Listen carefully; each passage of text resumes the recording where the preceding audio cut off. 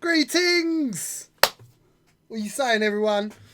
Whoa, 1,000 YouTube subs. Who's that? Yes, we have got 1,000. Hello, everyone. So many people. And once again, I've put my camera right in front of where the chat is. So I'm going to keep doing this. I'm going to keep dodging my magical, mystical bullets. So, greetings, everyone. Welcome to episode 7. Episode 7. Although it might say 6 at the moment. It might say 6 on the blurb, but that's because John can't count. What's the intro music called? It's called license-free reggae music. Evening Captain Rex, evening Jack, evening Shenanigamini, evening Lee Grand Moff Dalton. Tonight's episode is brought to you in conjunction with Lee Grand Moff Dalton's ability to define colours, because I'm as colourblind as a black and white film, and if it wasn't for him I wouldn't know what I was going to be doing tonight. He's picked me all the right colours to use, and hopefully I won't go too wrong, because I am insanely colourblind, and I picked something tonight which is my worst colour in the world, which is green. Hi Mark, thank you for joining me. Fred, CPL Hicks, I know you are. I just can't. My brain's gone all to mush because I've got so much going on, and we've only got 2 hours. Archnin, you're over in America. Blessed love, my brother. Thank you for joining. So many new things and so much to talk about. Let's start with just quickly to tell you what's happening in this episode. So in this episode, I'm painting a 25mm model. Like, it ain't 25, it probably is 25mm actually. It's that scale. It is a bespoke, fully sculpted Yoda, which I did about 10 years ago and has been sat on a cork in my man cave, unpainted forever. I did kind of show you guys, but it was all in black and you couldn't really pick it up. But now we're all gonna get a red Yoda. You might get a red Yoda, but no, I've got all me colours sorted thanks to Lee. It was in black, so I've got it in grey now, so you'll be able to see it a lot better. And then Director John, I don't know if you remember, but in last episode, he was like, huh, you going to paint that Yoda? And I was like, no, not that Yoda. And he was talking about, I'll show you. He was talking about that Yoda. Now, this is another one of my sculpts. Now, this is a complete sculpt that I made. It's made out of Super Sculpey. As you can see at the back where it's been a bit hot and it's cracked, right? So it's never been painted. In my own like little statues I have in my man cave, but this is just to kind of give you an idea of like I can do stuff. It's unfortunate that I live in the year 2019 where my artistic ability really counts for nothing. I'll show you another one. This is like my hero. This is who I'd like to be. This Kit Fisto, because he's got dreadlocks. It's a Rasta Jedi. Who don't want Kit Fisto? Again, this is just Super Sculpey. I can't remember where I put it in the oven. You do. I put it in the oven. It's been so long. These have been sat. So these are 2 sculpts. Oh! Look what's just happened. Oh no! That's how old these are. I'll fix that. One day I might actually fix this and paint them. But just showing you. So these are a couple of sculpts that are at home. He thought I was going to paint this one. Yeah. I'm not painting that one. I will one day though. Do you know this would be quite amazing to paint? I really like this because it's like proper bust. So, and I think you could use the airbrush on this. You're asking what you use to make it. Super Sculpey. And my hands and my sculpting tools and clay shapers. Super Sculpey is a sculpting medium. It comes in like a packet and you work with it and then you bake it in the oven. So what I tend to do is get my main form, bake that hard and then work over the top with more Sculpey. It stays wet a lot longer. It's not like green stuff. I love it. It's great. It's very much like plasticine, I suppose. But anyway, yeah. So my little Yoda I'm painting today, let's get him. He is a complete sculpt in green. I'll show you that a bit better in a minute. But he's a complete green from a wire armature. I'll show you. That little bit of metal sticking out of his foot is a metal armature that I bent and he sculpted on top of it. Started life as a paperclip. So let's pop him back in there. Right, so let's get on to some housekeeping. Everything you guys do to support the stream, I think I've gone over it a million times. Subscribing, right, gives us 50%. Whatever you pay for your Twitch Prime or whatever, we get 50% of that. If you cheer, we get 100%. If you donate, we get 100%. Right? So that really helps us to keep going. And we always give you stuff. So in this episode, we're going to be doing the whole Spondoolies things. I'm going to be giving you an Enfys Nest dial cover. And John will put up a little raffle for that throughout the whole thing. We're going to do 50 a ticket. Yeah. So it's going to be 50 Spondoolies a ticket, up to 5 tickets. And if you're a subscriber, you get an extra ticket. I'm always going to give you something every month, out of my pocket, every week, out of my pocket. This week, though, I'm going to try something a little bit different. So in order to support me a little bit, right, because now what we're going to do, this is for me. It costs me money every Monday to come, and I always give you something, and that comes out of my pocket. So I'm losing quite a lot.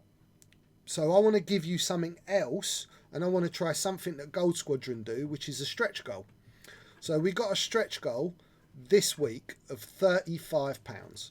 So you can donate. Look, John didn't do that. I used the force. Right, John, how do you donate? So if they go to Streamlabs, he doesn't know. .com. If you weekend_warlords. So you'll be able to donate there. I shall put the link up in the chat as we talk. Right, so John will put a link up, but you go to Streamlabs and you go Weekend Warlords _. John will put a link up. Yeah.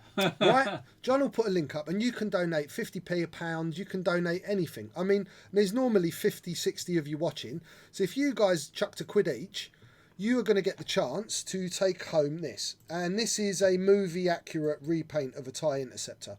I'm not even going to try and show you it because it is so subtly black chipped, and it's got all the stars in the canopy. It's absolutely beautiful. To commission me to paint you something like this with the cost of the ship, you're looking at about £65, right?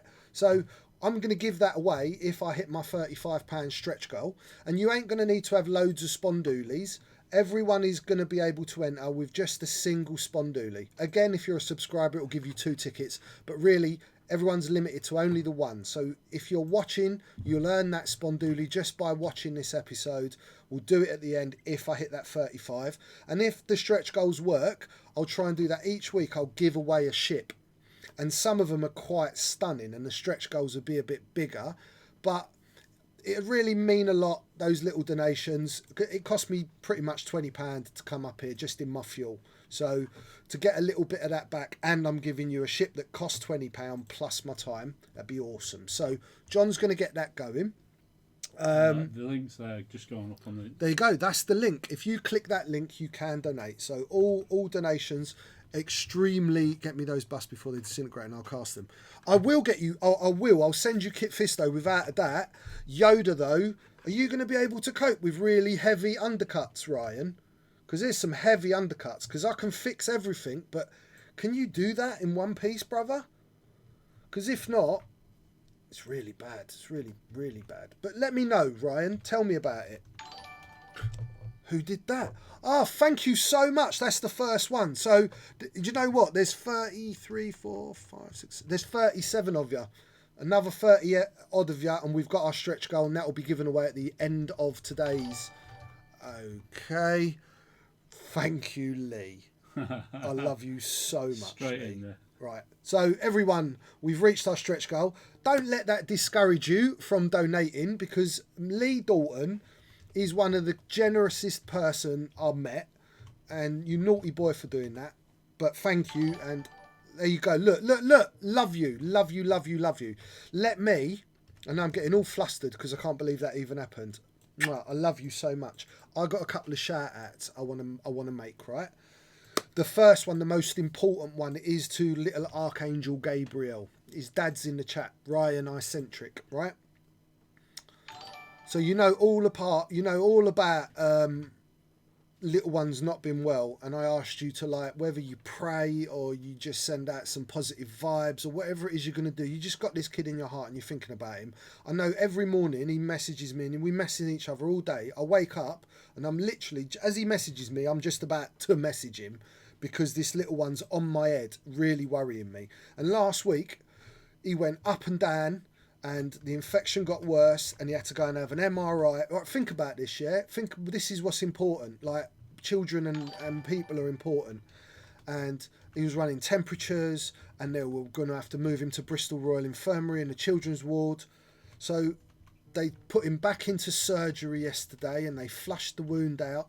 And thankfully last night the temperature dropped off, and he ate some food today, but he's still there, right? And his mum and dad are pulling their hair out, and it might not be doing nothing apart from that little youth, he watches this and his dad's on, and it might make them just feel a little bit like they ain't got all that on their shoulders by themselves. So even in the chat, just maybe give them a little shout or send out your positive vibes, because I don't care about models and I don't care about X-Wing. I care about people, and to the fault of one of my kids being in that position, I'm gonna, you know me, I'll cry at the drop of anything. So it's really touching my buttons, and I'm sending my love out. Everyone in this chat, I know you're all good people. Just send out your positive vibes, and we'll hopefully get that youth back to his mum and dad as quick as possible. If you want to say hi to Ryan in the chat, or you want to send him a PM and just let him know you're thinking about him, all of that's going to go some way to helping this kid. So blessed love, little Angel Gabriel. We've all got you, and we're all thinking of you.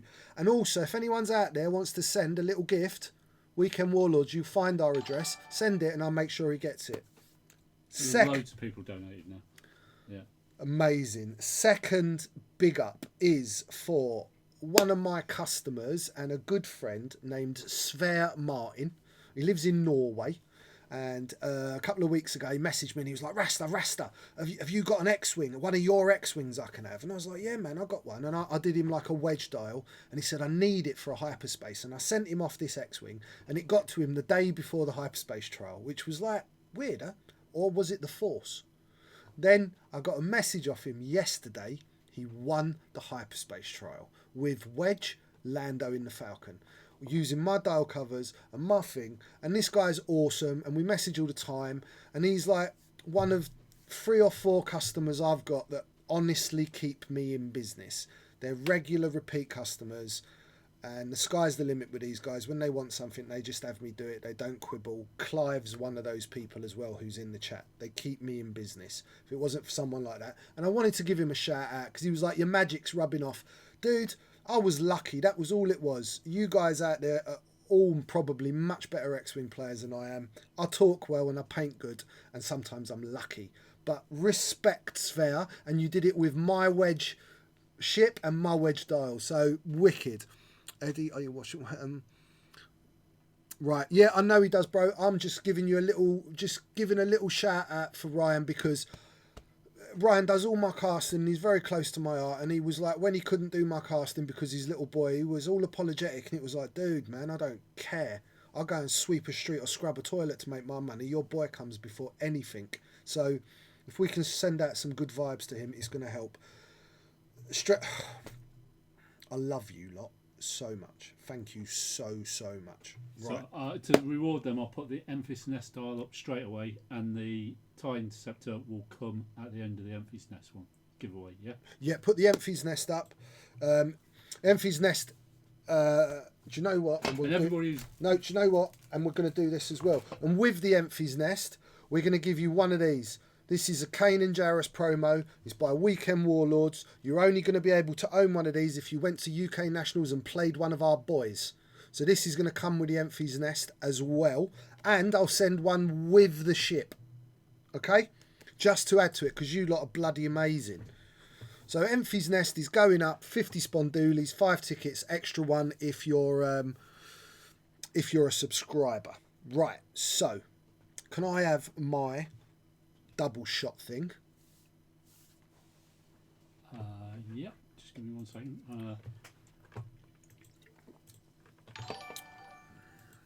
Oh man, I love you guys. You lot are bloody awesome. Right, Yoda. Here is Yoda. I sculpted Yoda from green stuff. It's a traditional sculpting. I had a wire armature made from basically a paperclip, and he was sculpted in several layers. The lightsaber is made from a piece of plastic rod. That's how I got that lovely, strong, a lot of people wonder, you do mixed mediums when you sculpt. I've been a bit naughty at home, and I painted it with livery green, because Lee Dalton picked it, because I didn't... Do you know what? I was watching Star Wars Force Awakens on telly when Rey and Kylo have a fight, and I can't see the difference in the colour of their lightsabers. And I actually had to ask people what colour Boba Fett's helmet was the other day, because I don't know either. I just don't see colour. So people pick me colour and I can work with it because I see light and dark. But anyway, it's livery green and it was highlighted with white. And I did it at home just because I blew it a little bit with the airbrush. I just wanted to try. And then the tip, and there's like, you can't really see. I will put pictures up after I've painted it and you'll see better. There's a tiny little line in white. It just runs down it. And I did that with a brush. So you can see it much better than when I tried to show you this in black. And could you put me up the picture of Yoda? Yeah, just give me 1 sec. And I'm kind of basing the colour scheme of this model on Yoda from the Clone Wars cartoon series. Right? So John's going to pull that up, and Lee Amazing Dalton has got me a set of colours. I'm going to have to leave my Twitch stream and stop earning spondoolies and go into my chats because I can't remember what colour anything is. Just give me a second, my beauties. There we go. Let's get that picture up. There we go. Thank you, Lee Dalton, again. Right, so that's the picture I sent Leroy. And Lee kind of gave me, I asked him to use just my Game Air range and give me some colours from the darkest to the lightest. So in this, I haven't painted figures for a long time, but there are different ways of painting things. So you can start with like a black base coat and work up like that. As I've grown as a painter, I've tended to move away from black base coats. I don't like them. I'd prefer to put the dark in now. I'm just going to start by base coating each area in a darker version of the finished colour, and then I'm going to lighten. I used to once upon a time put on a light colour, wash it back, highlight it up, blah blah blah, and go back and forward, back and forward. I don't want to do that today. I might do, when I do put in some darker spots, it will be more controlled and more shadow and more specific. Prefer to work from a dark colour and work up. So I'm going to start putting some base coats on. So I'll tell you what I'm going to be doing as my base coats. I've got the skin. My base coat's going to be Goblin Green. This is all Vallejo Game Air. The hair is going to be Stonewall Grey. And Lee's little message was like, I can't find a light enough colour. I'm all right. I'm probably going to be a little bit darker when I put my base colours on than you've picked, Lee. So I'll probably do Goblin Green with a touch of the slightly darker green. Thank you very much, Mark. Really appreciate it. Because I like to have a little bit of a stronger contrast. Then the robes are desert brown as a base coat. I'll mix in a touch of the beastie brown into that as well, just to get a slightly darker colour. And then the shirt and trousers will be beastie brown as a base colour. My lightsaber is already done light livery green. I even asked him about the toenails. So, and Yoda's, he's got green. See, now I'm not going to try and paint those. Oh, maybe I will. No, I probably won't. I'm not going to try and do the colours of his pupils, because when you're doing something this small, you will find that that sort of colour is going to get lost. I'll show you something else I'm using, because people keep asking me about painting that's not with an airbrush. Now I'm going to be using this thing. Secret. Well, not secret. Present from my friend Jonathan Cannon, who's awesome. This is a wet palette. Now in here is this, there's like a tracing paper almost. It's this stuff. It's it's Everlasting wet palette. And these are hydration paper sheets. Now there's lots of different companies that do something very similar to this. I think you had one outside, didn't you? Yeah, and that was by Winsor and Newton, I do believe. Right. Yeah. It was a little bit bigger than that though. Yeah, so it was. quite, That's what I used to have. I've still got that at home. Johnny just sent me this, right. so I thought I'd use it. This is the paper that sits on top of, let me show you.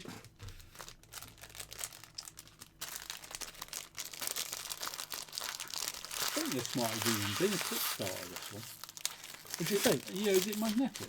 It is magnetic. It's got this little magnetic. Yeah, I'm sure somebody on the stream can tell us. This was a Kickstarter, I think, at one point. Right, and this is like a sponge sheet, right? And so you put the sponge sheet at the bottom. I'll show you. You can kind of peel it. And then you look, it's wet. Can you see the water coming out? And then I've soaked it in water, and then you put this sheet over the top, and it has like a capillary action. So once you've put your lid on, for someone like me that is colourblind, especially for me, once I mix a colour, I can't get that colour again because I don't know if I've got it the right colours, and I forget as well, right?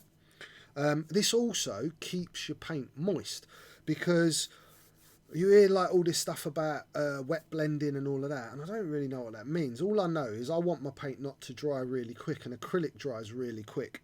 And this stops that from happening a bit, and it means I can put a spot of paint on this and it will stay usable until I've run it out, rather than I put a spot of acrylic on a tile and within 5 minutes I've either got to start adding water or it's starting to go hard. And see, Protect, he uses, it was a Kickstarter and it was dirt cheap. Yeah, so, and it's a really great little bit of kit. It's nice and small.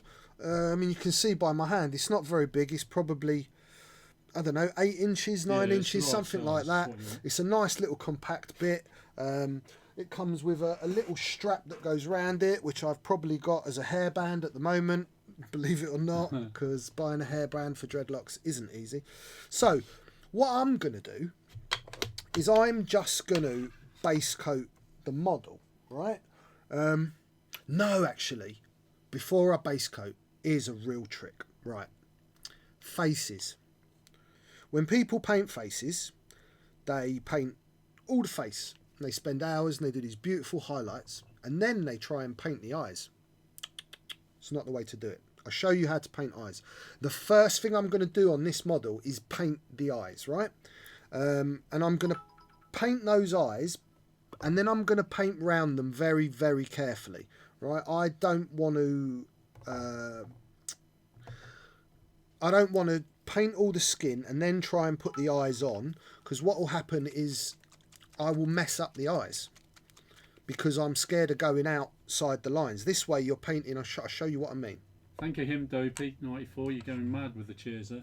Thank you so much. Your cheers are really big deal to us. Where did I put my old man glasses? So, old man glasses.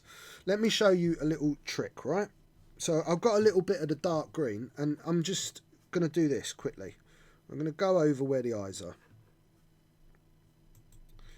Right. In this episode as well, guys, once I get going, we're going to have a little chat about events that have been happening, because a lot of this is probably just going to be you just watching what I'm doing. Right.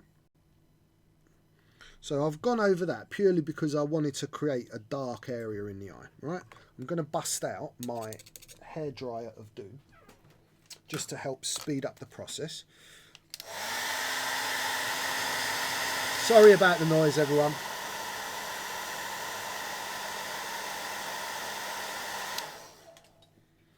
Right, now, I am going to, instead of you guys worrying about being neat, watch this, look, bang,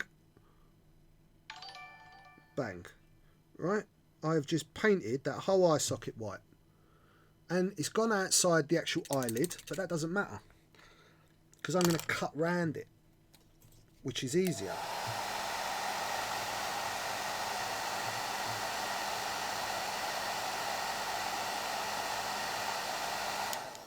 Right, I'm going to get me black. Where's me black? Oh, I bet you I didn't bring any black. I might have some in the store. Can I have a black, John? Yeah, How did you not bring primary black? I forget something every single episode, without a doubt. And I went through it, and I even packed a couple of bits that I thought, I ain't even going to use that, but I'll pack it. And what did I forget? The two main primary colours you need whenever you paint: black. I got the white, I just forgot the black. Have we got any black, John? Yeah. I love you, John. Good job we're in a gaming store, isn't It is a good job we're in a gaming store. Now, eyes. Eyes. Really easy. This is where people go wrong, right? So when you try and do this after you've painted this beautiful model, you're trying to paint this tiny little white thing, and then you're trying to get a tiny little dot, and if you mess it up, then you mess the face up. Let's do all of that before we get to the point of messing anything up. Right, so I've got a little bit of black. Let's mine that out of the way. I've got a little bit of black. Let's move that away a little bit. Right. And all I'm going to do is paint like a line. Right? But I want to find the centre. This is what's really important. And this is where, if you try to do this afterwards, you're going to end up with you're going to end up messing up everything else. Let me just...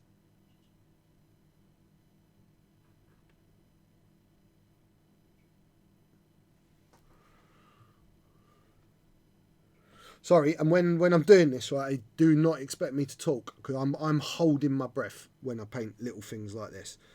And I'm bricking it, everyone. I haven't painted a figure for 10 years, so I'm really nervous about doing this in front of you all. It's a bit like, you know, riding a bike after you haven't rid one for a long time. Did you like that, John? That was very good. Did you see what I was doing? It was quite clean for you, George. It was, but it wasn't. It wasn't really. Oh, I must have missed that.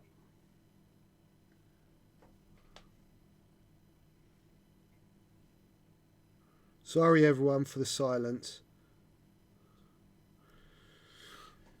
So, anybody there ask some questions? I'll put them to George while he paints. Yeah, as well. That's what John's going to be doing at the moment.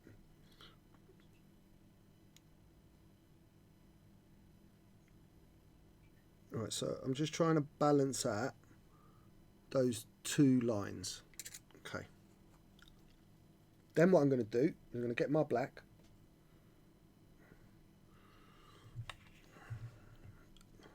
And I'm going to go round the eye like this.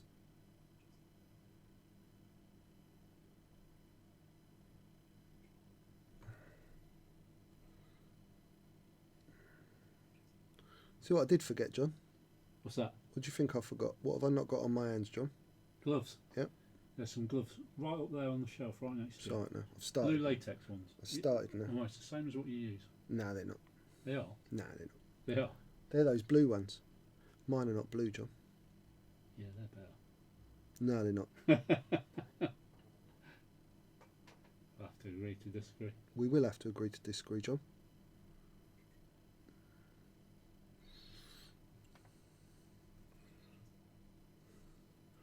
Right.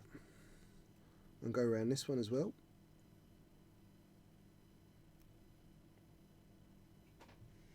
So you cut this in later, do you? Well, what I'm doing now is I'm just pulling the eyes out, and then I'm going to paint. That black will all vanish because I'm going to paint over the edges with green. Right. But you're left with this tiny little, like, microscopic black pin line, and it makes them pop, and you don't damage what you're doing later. Imagine trying to paint the eyes in once you've done all that green work. You end up messing it up. So you paint from the deepest part outwards almost? Almost, yeah.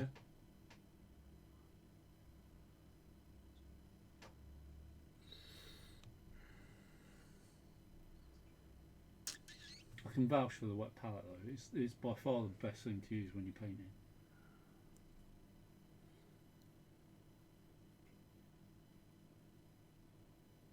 So what this also does, it allows me to go in and out and just balance off where those pupils are.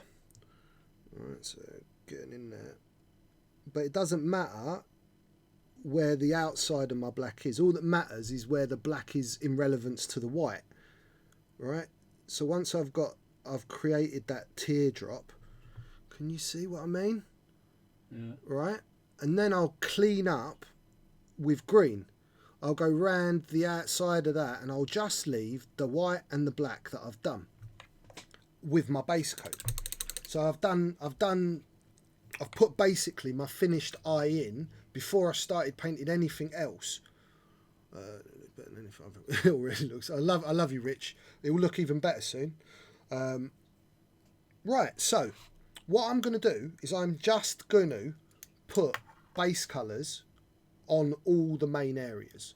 Green, the brown, yada, yada, yada. Because then I'm just going to start highlighting each one of those areas up. That's quite boring, right? So while I'm doing that, John has got some amazing pictures taken by a pigtailed Italian photographer I know in his man cave today of what we were working on for the past 6 episodes. Don't you, John? I do, indeed. Let me just get the size right and everything. So, what shall I do? Let's do the robes. Let's do where's the shirt with So Beastie Brown. this is what we've been working on, or Rasta's Right, been so working yeah, that was 6 weeks, was it? 6 episodes? on. Close to, I think, 5 maybe. 5 or episodes 6. and a good while at home. Oh damn! I just pierced my sheet. Doesn't matter. There's 5 episodes. You can see some of the more distinct yellow highlights. I did a little bit more to it today at home. And I varnished it with Vallejo matte varnish through the airbrush. What I will say to you all is, after using that black 3.0, I actually found it a little bit temperamental when it came to doing the varnishing. So, in after having actually used it, I'm not sure I'd be inclined to use it again. I'm not sure it really did that much to the black that a normal black wouldn't have done, if I'm being completely honest with you. I suppose at the end of the day, you get a bit of overspray from the other paints anyhow. Kind of. It was kind of a pretty chalky paint as well to use. It did rub off very easily in my hands, even when it was dry. You basically couldn't touch it. So I'm not exactly sure it is for me. Let's put it that way. That is nice though. The guns there. Yeah, you can see much better now, because I couldn't really show you this with these little cameras, but you can see the finities of the lightning. You can also see how the different blues kind of, they leach out and they affect it. I'm going to put these pictures up some point this week on my painting page, but because you guys are here, you guys are following me and you stick with me, I wanted you guys to see it first like this. It also gives you something pretty to look at just for a little bit while I am just doing this boring stuff of putting some base colours on. It's prettier. It's so pretty, I'm probably not going to sell it. Well, not yet anyway. I want to paint a second one because I want to run that double infiltrator list that everyone is talking about. The colour's slightly off on that one. That's my fault. I edited all these. Did you edit my pictures? Slightly. I just brought the background to white. Oh, John. Which the camera bleaches out because they're photographed on white, aren't they? But they never come out as white. Well, my white's a bit more grey now, to be honest. It's been in that man cave for so long. So all my photos are taken just on an iPhone 5. I use a little light box that Kevin built me, which is basically just some perspex. And I use the lamp that I use to paint above them, and 2 little lamps from IKEA, one on each side, just with like standard bulbs. I don't know very much about photography or anything like that. Your photos are very good for what you use there. Yeah, and I just click and I post whatever picture I get at the end of it. And I say they're just colour balanced, that's all.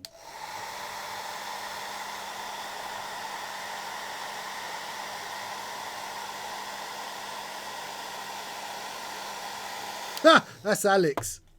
Fiax needs defender wings. Alex, I'm honestly thinking about defender wings on the next one. He knows me so well. I put defender wings on everything. Defender wings for the win.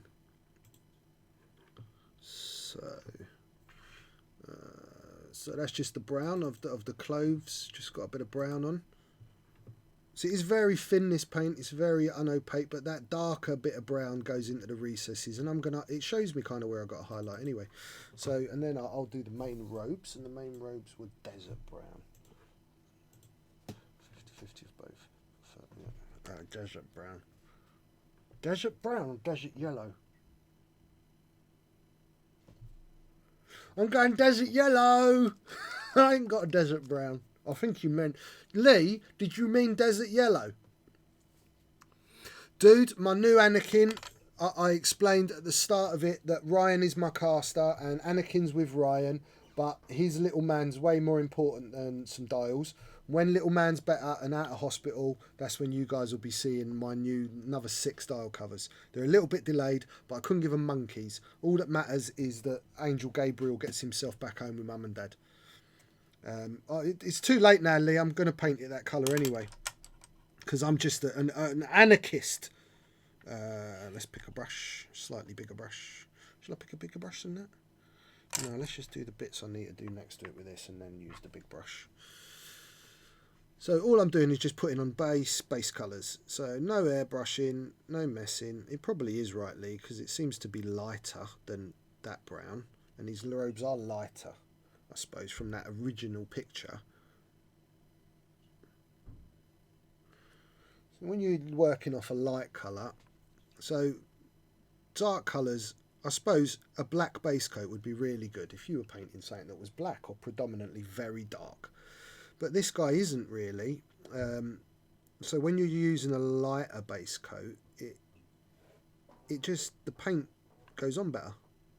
Yeah, Lee says desert yellow. Yeah, thanks, Lee. I got desert yellow. Which is brown. Is it? Yeah. See, like, why do paint companies do that? They have no respect for people that paint by the labels. I paint by labels.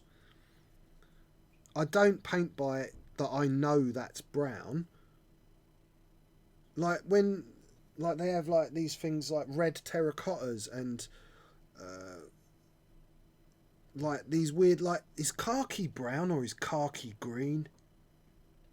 Halfway. Yes, what I mean. What you got to do that to people for? Poor little colourblind artists trying to make a living, and you screw them over with it.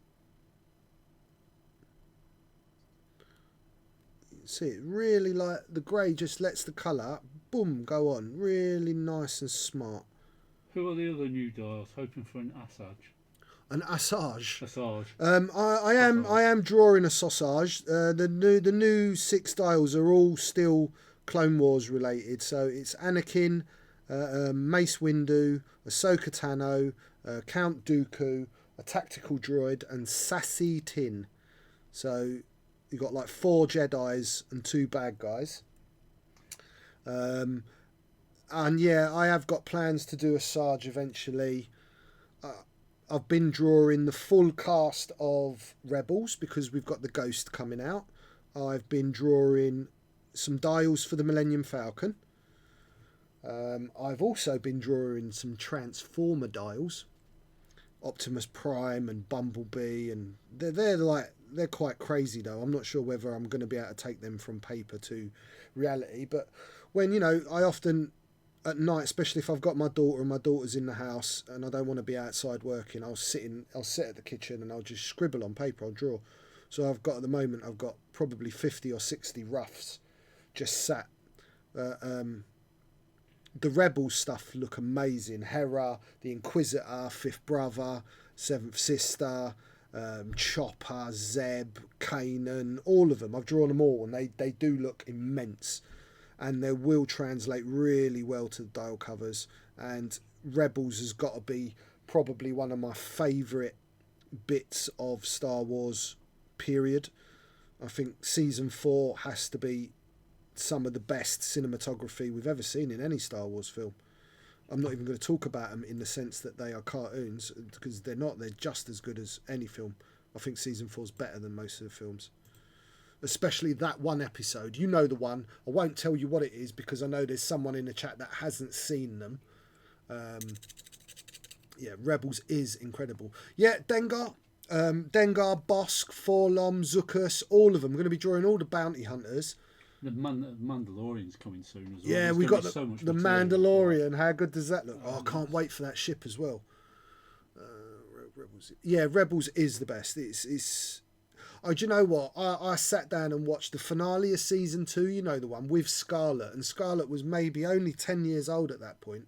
And she was like, oh my God, Dad. Guess what kind of scheme I'll be painting? Yes, we know. She was like, oh my God, Dad, that was incredible. We both had goosebumps. It was just insane. So, while I'm base coating, what do you guys think about this past weekend? I don't watch all of it. I watched some of it. This past weekend we had 2 major events. There was a system open in America. Let me just check what colour I need for the skin. It was goblin green. So just let you know where I'm at. Beastie Brown. on the trousers and the shirt, and then desert yellow as the base colour for the robes. And now I'm going to use goblin green as the base colour for the skin. So there was a system open, and if you guys paid any attention to it, I watched a few episodes on day one just because it's nice to be in the chat, and I had the time at that point. And then Scarlett got ill all of a sudden and I had to stop and go and make soup and stuff. But what do you guys think about it? It looked pretty duller. I mean, like the top 20 lists were all the same. Phantoms won again, I do believe. John, do you want to read me out some stuff that they're saying? Because you do realise I am painting, John. Yeah, I am when it's relevant. A lot of it, I'm going to need all the bounty hunters. I'm about to start getting a bunch of them tattooed on me. That's arching. Americans complain about the meta too much. That's my only real takeaway. Death revived in 1991. King Chimp. I think they should nerf the Falcon. John, hold on, mate. Which one of those two bits of paint is green? The one that nearest one? me. That one's green? Yeah. Oh, bugger. Okay, thanks, John. Right, look, that's what happened there. So I can't tell the difference. They are very similar, but the one furthest away is desert yellow. That's brown. That's brown. And that's green. That's green. It's just stupid. Colours are stupid. Who invented colours, John? Whoever it was just an idiot. You'd rather we all painted in black and white? I would. Do you know, I can draw and like when you do like a portrait, yeah. I can do portrait art in pencil all day long. If you asked me to paint you that same picture with actual colour, it would look like a child did it with his hands, because I just have no idea what I'm actually looking at. Weird, isn't it? Yeah, it is very, very weird. Yeah, so yeah, you're probably right. People do complain a lot about the matter. I noticed a lot of people were complaining about Handbrake Han, and he was nowhere. So I hope, FFG don't ruin my Handbrake Han, because it's the first kind of list I've really enjoyed in 2.0. And I think that people should maybe get back to a little bit of the ethos of let's just get together and have some fun together. I know things aren't perfect, but ultimately just complaining about lots of stuff, it just brings you down, doesn't it? Lee wants to know if you've seen the black and white painted orcs. No. Link us up, Lee, and I'll put it up on the screen. Oh, look at that. Oh, green, that one. Green. See, I'm not sure that green is dark enough. See, it is quite a light green. It is quite. It's because I'm on a grey. I'll do another coat. When I used to work for Games Workshop, when I used to do tutorials painting, and I used to have to do tutorials for painting Lord of the Rings figures, it was so hard for me. All the greens and the browns all next to each other that just look like the same colour. Oh, really, really hard. And who knew Yoda had grey hair? What? Who knew he had grey hair till Lee told me it was grey? I thought it was going to be green. Yeah, all right, John. Yeah. Just nah. Although I think by Return of the Jedi, he hasn't got much hair, has he? Yeah, I'm not bothered about Return of the Jedi. He's a bit like me. I love Yoda in the Clone Wars cartoons. Yeah, it was insane how good that was.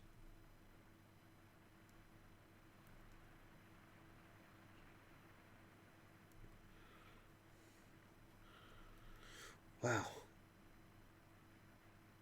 This is really nerve-wracking. Brush painting on screen. Yeah, I mean, it's been such a long time since I've done this that, yeah, it's just terrifying. It really is terrifying. So, Alan Barlow, the donations are through Direct Streamlab link, which does keep popping up every now and again. Hey Alan, and I do believe it was your birthday not long ago, wasn't it, brother? If I'm right, happy birthday. If I'm wrong, you got one in the bank there. But I will put the... Was it Alan's birthday? No, he'll chuck the link. Ask Rasta what white painted orcs might have been green in his younger days. No, they're a direct donation. We've already reached. Oh my God, we've reached our stretch goal. So I'll be giving away a painted tie interceptor and a Canaan card to go with that. That'll come up in the last half an hour after the Emphy's Nest. After the Emphy's Nest dial that we're doing for the stream for the Spondoolies giveaway.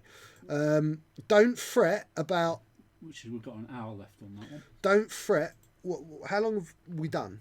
We've done about 30 minutes. It's done about 30 minutes. So if we stop that half an hour before, even if people have 0 Spondoolies at that point, in 30 minutes, because they get like 2 every 5 minutes, don't they? Yeah. So within 5 minutes, anyone watching will have enough Spondoolies to enter. Because I keep putting it in the brown. The tie interceptor will only be a single Spondoolie to enter, and if you're a subscriber, you get an extra ticket. But everyone's limited to 1 purchase ticket.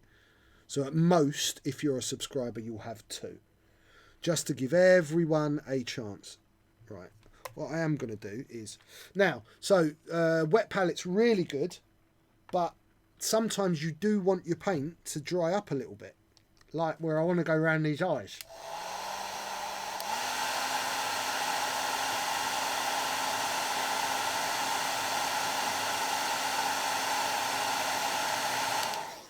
Right, and the reason that is, in fact...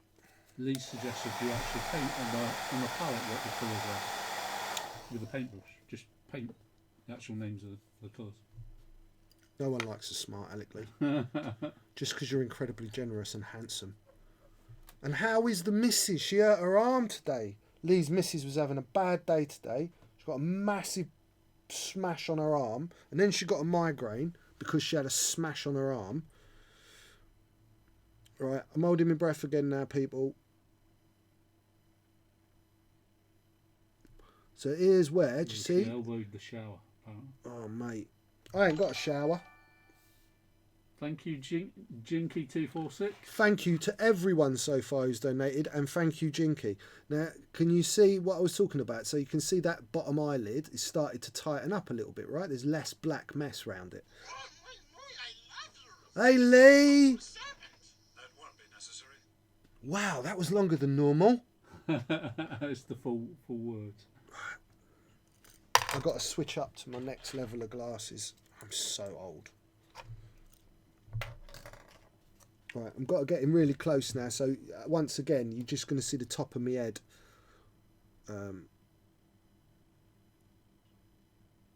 Sorry, everyone. I've got to hold my breath while I'm doing this. Your phone just beeped, John? Yeah. Is it important? No. Well, it is. It's, one of our viewers is Mr. Bale, Jake Bale. Hey, Jakey boy.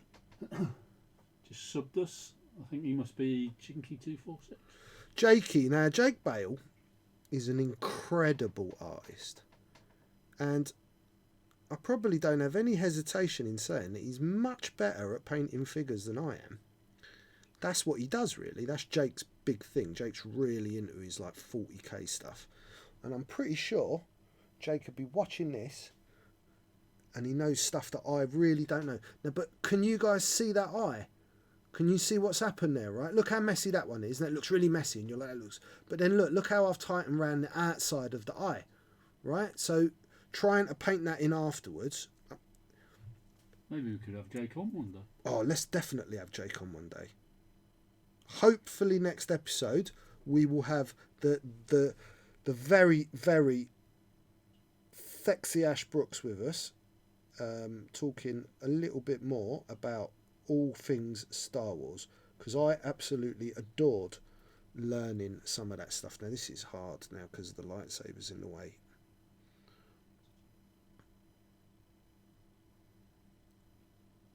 So the green that I'm using now is not on my wet palette. I'm letting it dry out a little bit so the opacity is a little bit stronger. So because the wet palette, it does moisten the actual paint that you're using. But because I'm going over black here, I want it to be a little bit stronger. Look, can you see the eyes now, people? Like, and can you see that, John? Can you see how centered those eyes are? And that Yeah, they're both looking at you. Yeah. Right.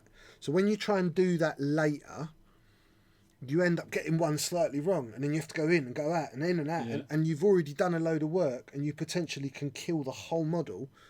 And someone taught me this years ago that when you put the eyes in straight away, suddenly he's got a character and he's looking at you and you want to finish him. Right? So now this skin I'm going over again. And we have to remember this is something you've sculpted as well, isn't it? It's full green, yeah. So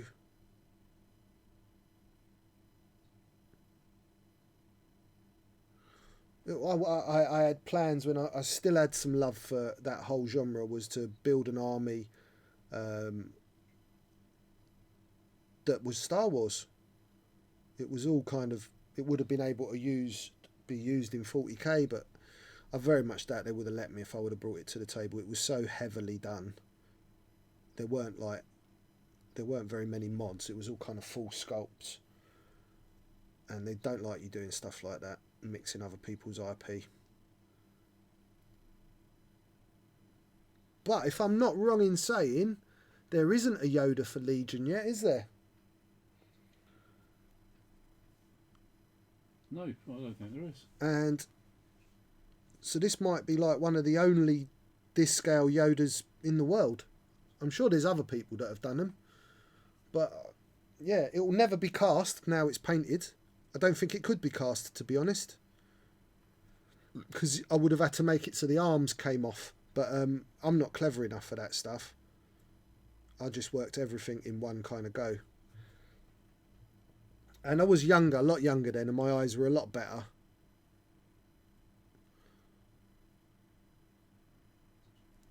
So you can see the eyes are still there. We're getting that nice green base coat on. I'm going to go over those hands again a little bit, just to strengthen out that green. So don't forget, guys, there's a raffle going on for a Enfys Nest dial cover. Just exclamation raffle and get you entered to that. And yeah, remember, I'm here to be asked questions, and while I'm doing stuff like this, I am going to be a little bit quiet, so I'd very much appreciate you guys chucking questions at me. Talk to me about what you got coming up, what you're doing, where you're going, something you've seen. You just want to have a little discussion. You get it going, I'll bounce off you. I struggle to look at the chat while I'm doing this.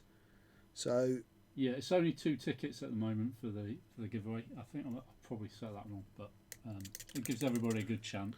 I've noticed I missed a little bit of the brown under there and his armpit crack. Let's get a bit in there.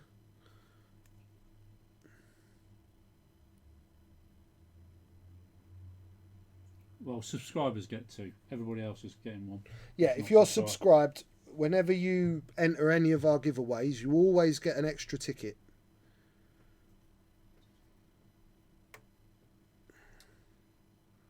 So, and don't forget, donating gives you spondoolies as well. Yeah, it does indeed. Yeah.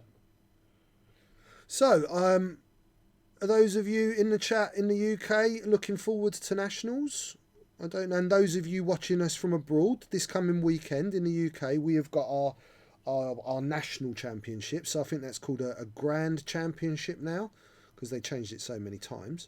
But we've got that coming up at the UK Games Expo, which is held at the Birmingham NEC. And the UK Games Expo itself is pretty bloody awesome. Loads of cosplayers, games companies from all over the world, as well as all over England. Lots of demos, as well as you've got your Yu-Gi-Oh tournaments and your Pokemon tournaments and your... So there's lots of conversation coming up while you're talking there. Okay. Let me go through some of it. So Mark Fairbrother says he's just sat painting a cloaking TIE Phantom for the first time. Awesome. So wish him luck. Good luck, mate. Yeah. I'll come back to Jake's comment in a minute.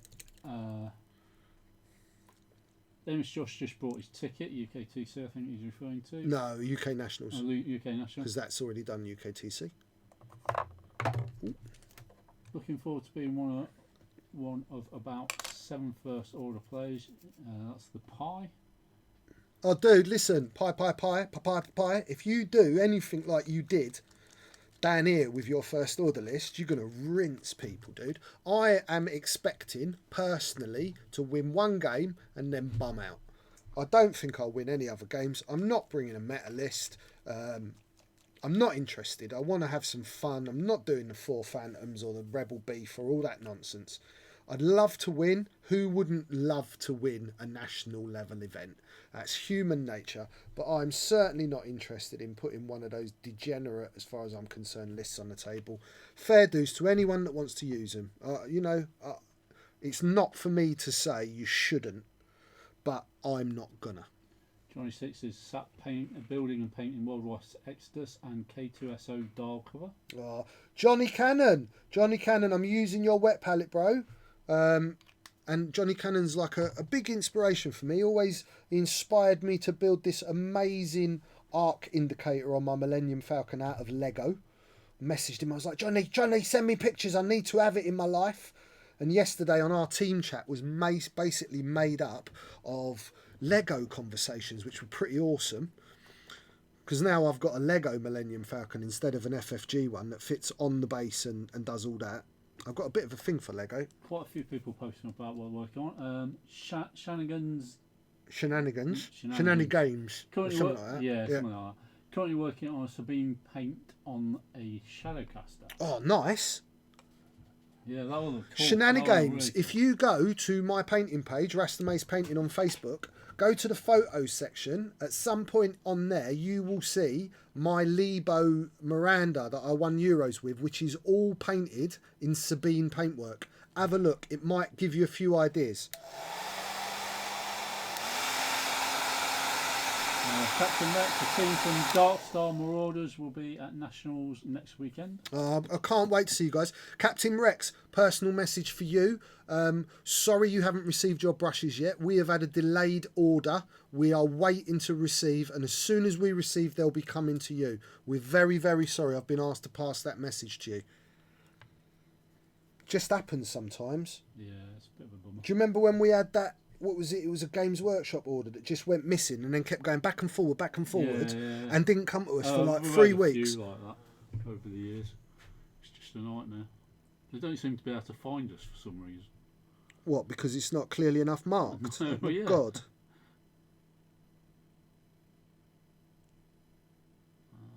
Right, so going back to Jake's message. Right, what was Jake's message? Games Workshop are coming out with a whole new range of paints. They're Okay. called contrast paints. Right. And they're a one-hit wonder. And you put your base coat down, which is neither a grey, I believe, or a dark blue. And you put your paint on it, and it contrasts and highlights all in one go. It sounds like tartan paint to me, but yeah. I mean, I've seen G-Dub's promotional photos look very good, but have you ever seen anything like that? No, so I went off using Games Workshop paint years ago. As soon as I found Vallejo, I was hooked on Vallejo's pigment, the bottle, the cost, everything. I don't. The bottle is better. Like, so as a commission painter, I've often had commissions which have bored me to tears, and I've often sat there and thought, oh, I wish I had a magic spray can that I could go psh, and they're all done. But I just find it a little bit hard to believe. I've got to be honest. But if it works, it works. But yeah. Yeah. Have you haven't tried any of you yet, Jake? I know Jake. They're not out yet. Jake uses a lot of that stuff, and Jake's got some incredible painting styles. Yeah. They're out in 2 weeks, Jake. We're taking pre-orders next weekend, the 8th, I think, or the first weekend of June. So we were talking about this with John as well. If there's any of you out there in the chat that are doing anything that's related to the hobby, and there, you're doing a little Kickstarter or whatever, if you want to send them in and you want me to test it out, I'll happily do that as well. Yeah, well, any painting stuff. Yeah, that's what I mean. Any kind of painting stuff, yeah. Anything that's related to what I'm doing, let me know. I mean, like, it's a shame whoever released this wet palette. Shame they didn't send one to me. Yeah, Bengar, we have mentioned that before. If you want to send a picture to message the Rasta Maice painting page or Weekend Warlords page, we will put them up on the stream. We've said that before. If you want to put a picture of your work up and The dials and stuff like that. Yeah, or something they're painting, and then awesome. We'll even we do it like. Do you guys remember Morph and like Tony Hart? Do you remember the gallery? Yeah. We'll do music, and you'll have like go through the gallery. And we'll have like Bengar 12 swaddling. Do you know what I mean? Yeah, make sure you put your name and where you're from and your age. Someone's got to do me. I want someone to do me a picture like Boba Fett in pasta shells. Do you know what I mean? Yeah, that'd be superb. That would be awesome. So look, guys, basically got base coats. Do you know what? I'll get a bit of silver on that hilt as well of that lightsaber.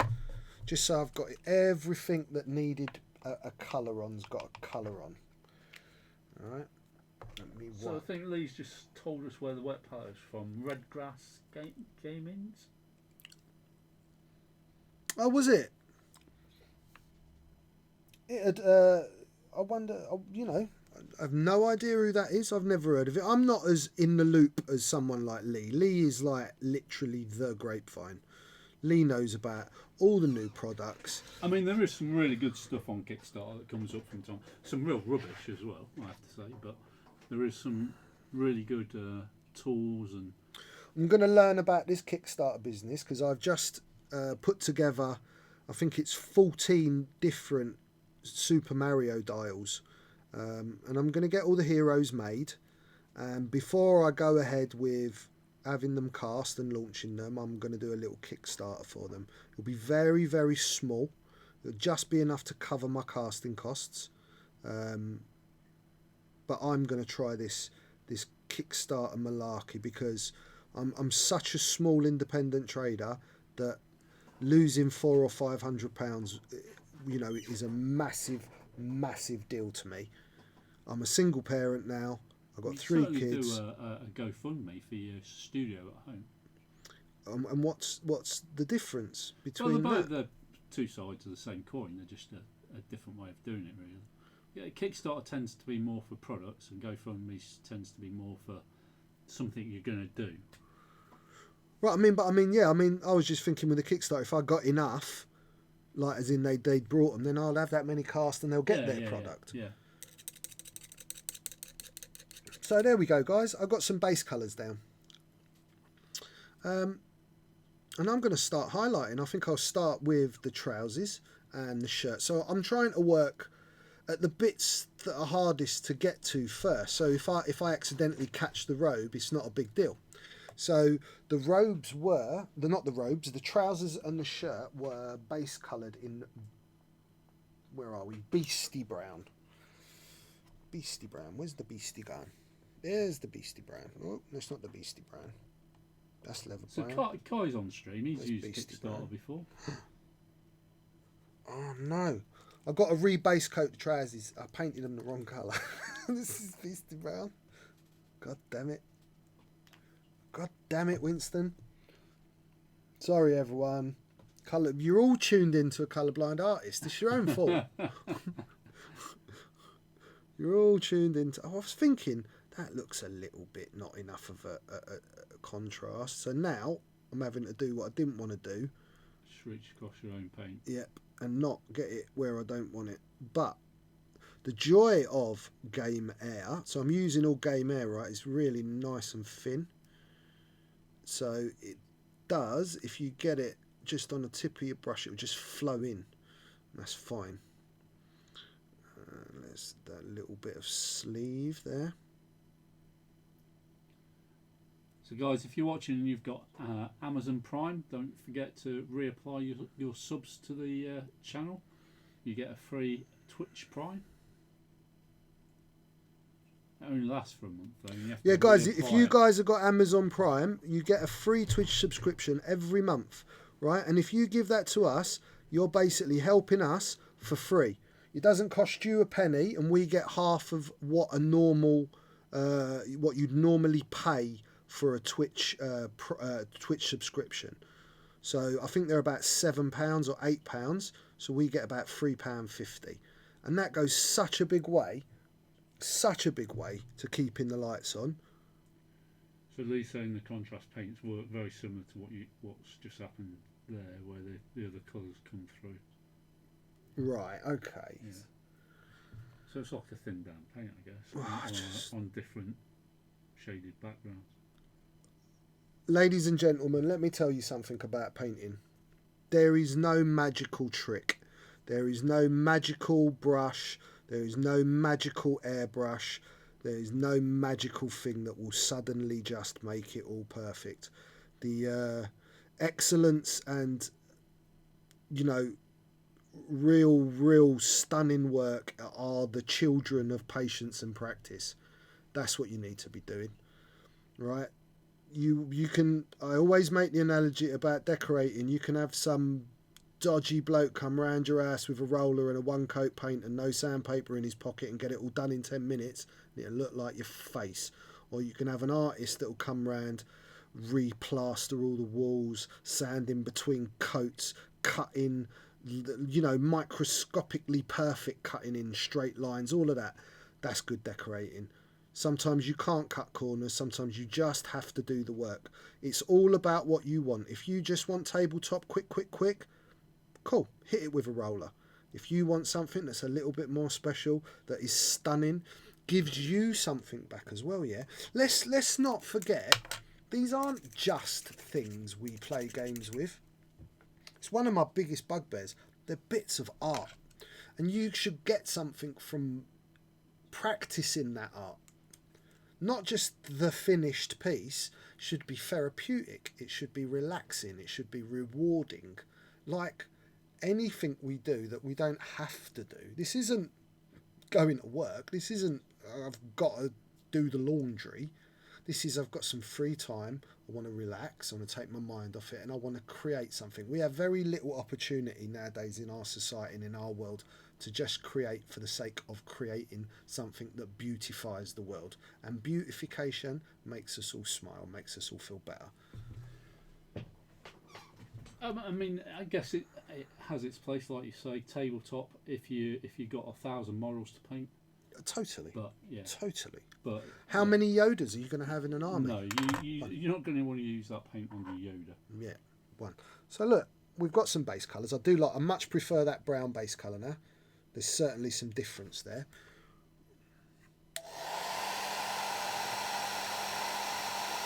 Did you get the sable set from ProTech, Doddy?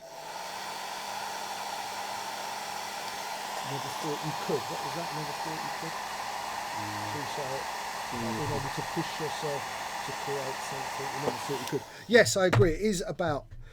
Honestly, right, get it wrong, make the mistake, and you will grow and you will learn, and then one day you'll shock yourself and go, I did it, look at that, and you feel that sense of accomplishment.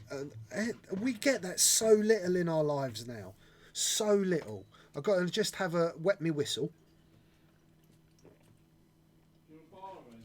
No, I'm alright, bro. I'm alright. I had some doner meat for dinner, it was horrible. And I feel bad because I haven't trained today. I got back to training yesterday. Oh, did you? Nice one. It's been a while, but feeling it. Yeah. You know, you're like, everything's a bit, it's all a bit sore, but my boobies are feeling nice. So, and my belly's, when you get to our age, me and John are in our 40s, yeah, and neither of us are like mad gym heads. John's much more committed to stuff like that than me. When you do a little bit, and I only do maybe 20, 30 minutes every other day at home, when you don't do it for a couple of weeks, it all just goes that quick. Yeah, it goes so you might as well have never done it. So you have to keep it up. Yeah, it's important. It's important that you all work out. Even if it's just do you know what, Captain Rex? Look, I've got this. I kind of did this at home, and it's I made these years ago. They were just some stones and some sand, and then I cast them. I cast them myself in resin. I don't like it though. I'm not sure I like this base, and I think that the base is the most important part. Not the most, but if you have a beautiful model and you put it on a crap base, you've just lost it. So this was meant to be. This was nice and quick and simple, and I thought I'll just have it ready to put on it. But I'm not sure I'm going to use it. I can stand it on it when we've painted it, but I think I'm going to maybe look at going home and playing with something. And whatever I do, I will talk you through and show you it. It is hurting a little bit today, Clive, funnily enough. It is. I could keep touching it. And they still haven't got back to me, the Great British Health Service. Even though I pay all my taxes and I don't ask them for nothing, they still won't help me take this tooth out. Will you have them in stock? Still have them. Yeah, those brushes, Protex cells, I saw them advertised. They're a good set of brushes. Please, anything you can do to support Lee and his little business, it's much appreciated. If you ever need any custom-made masks, go and see Lee Dalton. He does all of my custom stuff. You look through my painting page and see some of the insanities I've painted. They're because of his skill with the mask machine that helps me get there. How is it? How it's presented? It's very, very important. Like, for example, I don't like that brown edge on my base. I've always painted the edges of my bases black because I don't think it should be looked at as part of the model. It should be looked at like the edge of a picture frame where you really are framing it off. So, and then wants me to add leather brown. So Beastie Brown was the trousers and the shirt, and now I'm just going to add in, here we go, let's get to me paint. I'm going to add in, so look, right, wet palette. You remember these paints I put on right at the start? Look how wet that is. It's soaking wet.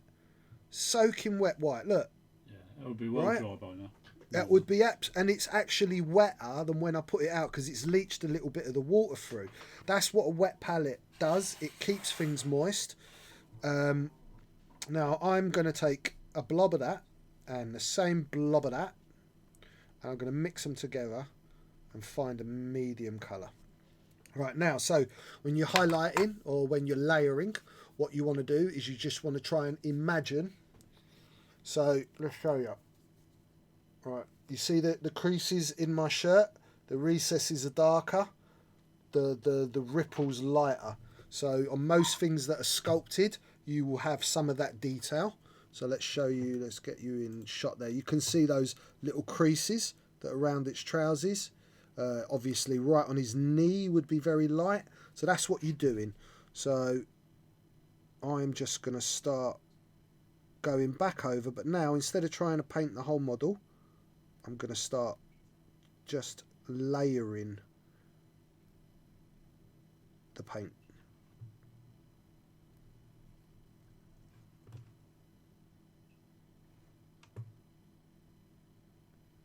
It would be great, you know, if you could do these things where they could actually talk, where you could hear their voices, where they all. It's called Discord.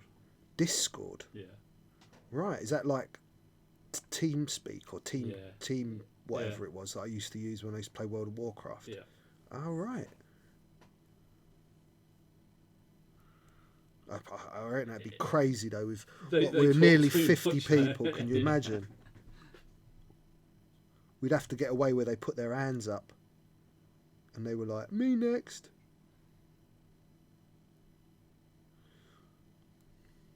No, we could do a group chat through Discord, I believe.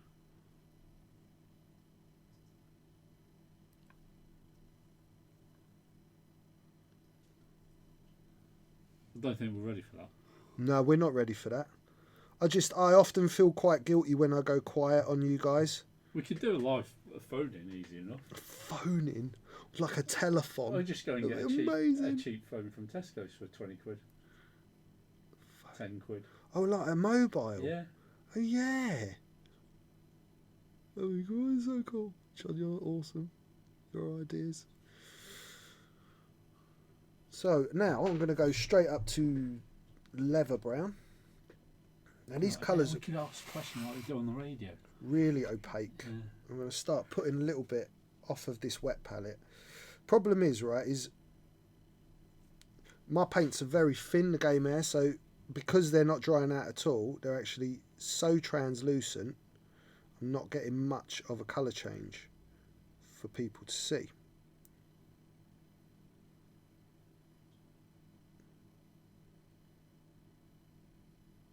But because they are thin and translucent and wet, they blend.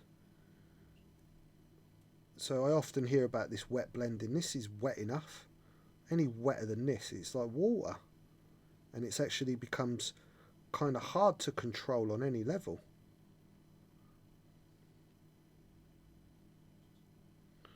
I always feel bad about painting models' groins. I feel like I'm intruding on their personal space, especially Yoda. Just imagine it feel quite nice. John. Sable brush, isn't it?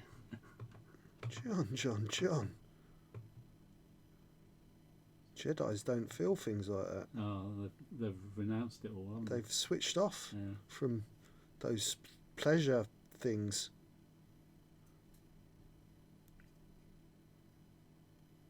So, also, right, with a lot of these colours, you can also unify a model, if I remember rightly from when I was painting, that you have kind of one colour that you mix in across all of your colours. And for me, it's going to be this bone white, right?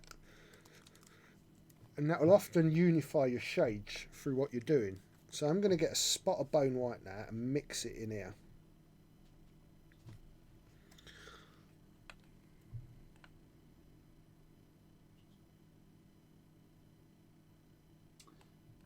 Yeah, I'm not sure how you did that too, Kai. There was something I was playing around with earlier in the week. What's that? What's Kai talking about? Kai keeps creating clips of the stream and putting up links. He's done it a couple of times now. What, of this stream? Yeah. So there's a thing on Twitch where you can create replays of your favourite bits of the live stream. Well, Kai is coming up to us, not the next tournament, the one after, right? And when he comes up then, we'll get him in here and we'll get him to teach you, John. Yeah. Because I know I'm going to get him to help me with, certainly talk me through what his Kickstarter was and how he does that stuff. Do the Kickstarter. Just to get a bit of a bit of a feeling from someone who's actually done it properly. Yeah.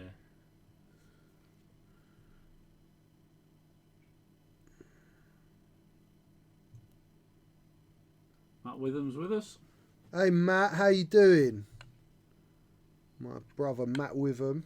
You've got to say his name properly, because if you don't, then I say it wrong and then he gets upset and we end up in court and it gets out of hand.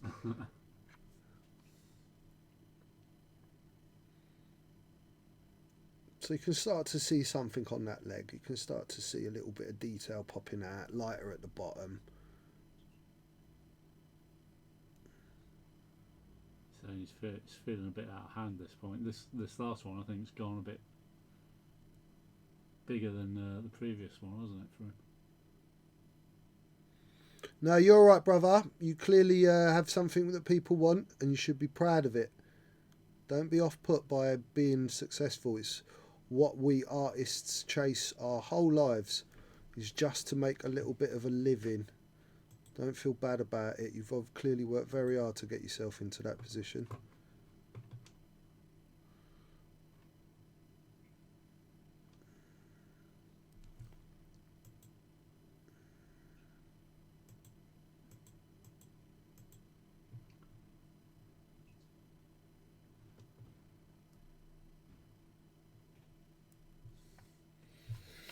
Right, where are we?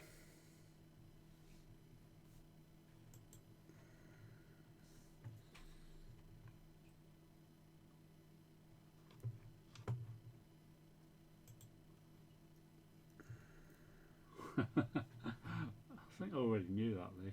What? Don't just laugh at a joke and not say it out loud, John. Lee earlier in the stream asked me, did I know where Kalinsky's sable hair came from? I knew it was like a mink type creature. It's off Gondarks, isn't it? It's what? Gondarks. I don't know what that is. That's from Star Wars, John. Okay. You should be ashamed of yourself for not knowing what that is. I'm deeply disappointed in you for saying you don't know what that is. Is it a big part of Star Wars? Yeah, it's the Gondarks, man.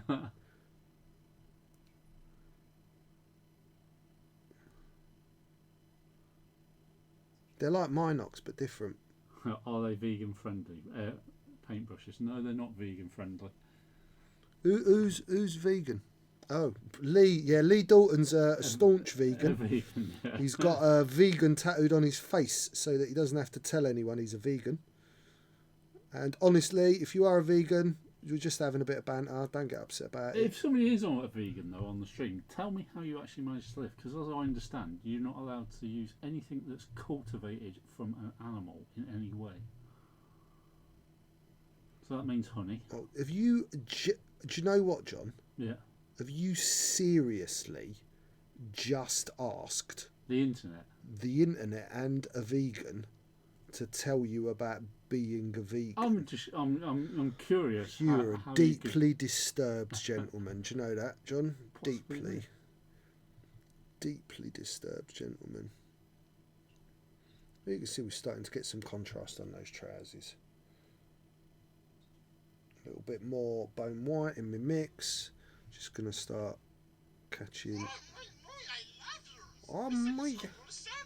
Maice in a Thank you, Wookie Outrider. this time. Thank you, whoever that was, Wookie Outrider. I'm not sure where you're calling from. In fact, I'd love you all to let us know where you're watching from. I especially love hearing from our international viewers. Not that I don't love you locals, you know I love you all. But it'd be great to hear where some of you guys are watching me from. It means the world to me to hear that stuff. I was hoping that my youngest daughter would be popping in the stream tonight, but she doesn't seem to have poked her head up unless we've missed her. No, that still wouldn't be vegan. What? Lee saying, my question is serious. I know a brush company that only uses shed hair and really don't know where they would draw the line. It's from an animal. It's cultivated from an animal. It's not allowed under veganism, I believe. So it'd all have to be synthetic hair, Yep. which is rubbish. That's the reality of it. Yeah. Synthetic hairbrushes are terrible.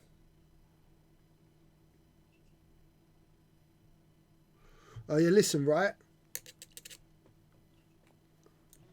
See that? That's how you get your point on your brush. I don't care about that bit of paint in my mouth. I'm going to die anyway. Don't do that. Why don't do that? It's paint. I've just washed it. Oh, okay. I'm not doing it with paint. I washed my brush. And then do it. Yeah, okay. Yeah? Yeah. Right, yeah. Don't listen to him. Van Gogh used to drink his paint all the time. It didn't do him no harm, did it? No, who's... He cut his ear off because he was having a bad day. Not because he drank a damn load of oil-based paints and thinners. These are fine. Wash your brush and then you get your point. Don't care what anyone says. I've had people have a go at me for it. I don't get how you're meant to keep your brush in a beautiful point without it. So Kai says he knows people, vegans, who would be happy using shed hair brushes.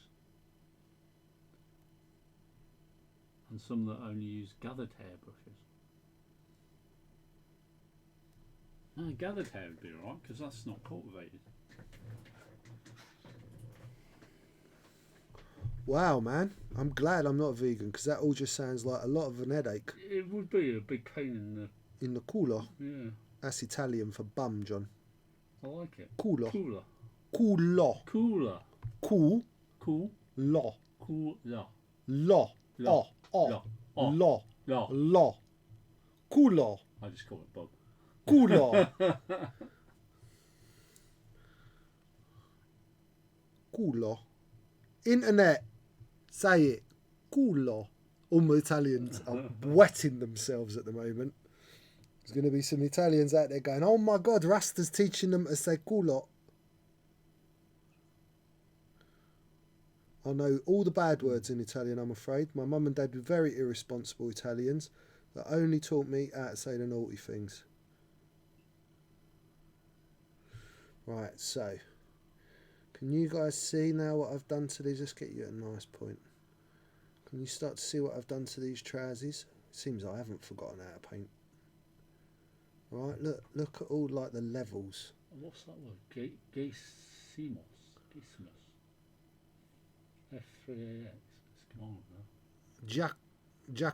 Giacomo's. We were in Preston at an event and we ordered a pizza from a place called Giacomo's. but you were calling it Giacomo's, right? And I was going, no, it's pronounced Giacomo.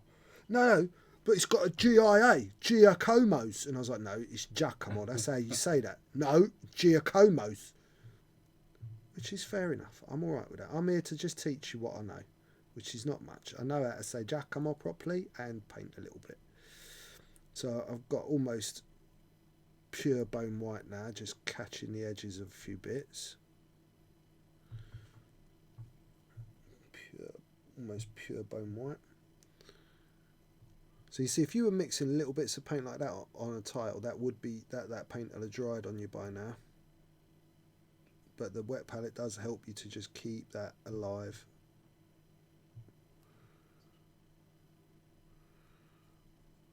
There you go. I reckon that's enough on his trousers. Let's catch a little bit round the bottom. So I'm also thinking about, because he's got like little tattered, can you see the bottom of his trousers are a little bit tattered and that. So I'm also thinking about that's where he'd get a little bit more wear and tear on the actual trousers themselves. What was that you're sniggering at? And Barlow says, talking about pizza, someone ordered ham pineapple at Tawny this weekend. Discuss. Discuss or disgusting? The answer to that is just, it's not a thing, is it? Because if you take the ham out, you'd never eat a pineapple pizza. Lee would. No. Yeah, he would. Just to upset me. It's just wrong. There won't be an Italian in this chat, if there was Italians apart from myself, that would not agree that what you're doing is just evil. And even, you know... If something won't go on a pizza on its own, it shouldn't be on a pizza. It just makes me very, very sad. Look, here he goes. Here he goes. He's off. Damn right I'd eat a pineapple pizza. I'm not talking to Phil GC because he actually put a thing up the other day saying, I think it's okay now. Just scumbags. Scumbags. There's nonnas out there.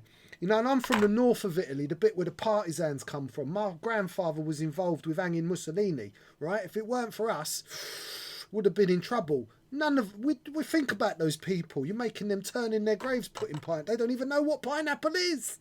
I mean, pineapple on its own, yeah, that's fine. I love pineapple. I like pineapple, the fruit, yeah. But it doesn't with some go ice with bread cream and tomato it and doesn't cheese. go with bread, tomato and cheese. It's just wrong. You did turn Phil to the dark side, and I'm deeply, deeply upset. So ladles and jelly spoons. I'm done with the trousers, and I'm done with his little bits, little wrists, and I'm done with his little shirt. You can't see too much of it. Ham, chicken, and pineapple. Let's try and get out. No. So you can see where we started from. You see the darkest colour that's in the recesses. I've put no washes on this. I have just been layering and using some translucent kind of paint because it's nice and thin, and you get that lovely, lovely look. I'm really happy with that. As I'm painting this, I'm starting to build confidence because I'm just going to have a 2-minute time out to have a little vape, catch my breath, and have a look at what you're saying. We were asking people to send us a pizza, weren't we?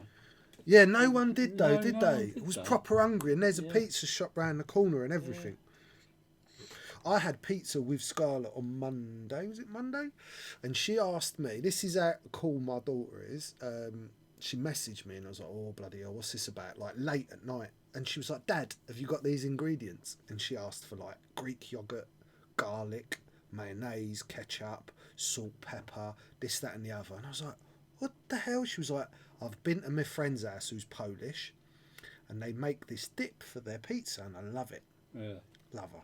Yeah. So we went out, got all the stuff, and we made this lovely dip, and it's bloody lovely. Really? Really, really nice.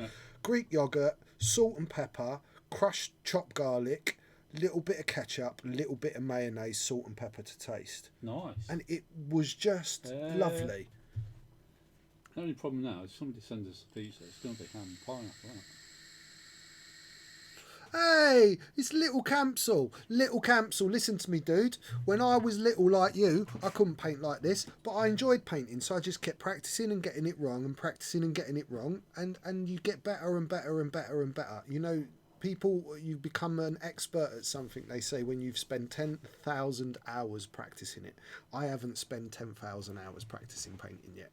I might have been close to it, but just practice, practice, practice, and enjoy the process. It's like learning anything. You've got to start somewhere. Just learn and learn, and the more you do, the more you... It's self-teaching. You know, listen to someone like me, pick people's brains that are experienced in things, but then just do it. And that's when you really learn, is by applying the techniques. All of you will learn more by watching one of these videos, going away, and then trying to paint them yourselves, coming back, referring to it, try, and eventually you'll get it. Something will just click and you'll be like, I get this. Absolutely, Bengar. Practice, practice, practice. Every mistake is an opportunity for learning. Right, so I'm going to move on to the main robes now, before I get... Because the last thing I'm going to do, I mean, this is moving on quite well. Last thing will be the skin and the hair, but we're getting there, because my lightsaber's kind of done. Right, so that was Desert Yellow. And what did Lee recommend? He recommended the Bone White again. You see, so my Bone White is my unifying highlight colour that's going to run, and I'm even going to use that Bone White in the green. Right? And that kind of ties your shades together ever so slightly. I don't know where I learnt that, but I remember it now. And I know there's some truth to that. So here we are with Desert Yellow. I've clearly already got Desert Yellow on the palette, but now I know where I've put it. Happy days. So let's turn around so you can see there's me Desert Yellow. And I'm going to get me Bone White. Now I'll put some Bone White next to it. I know I've got Bone White, but this is how I work. It helps me to see what I'm doing and know what I'm doing. One more little vape. You should see the state of some of the ships I ruined while working out how I light them.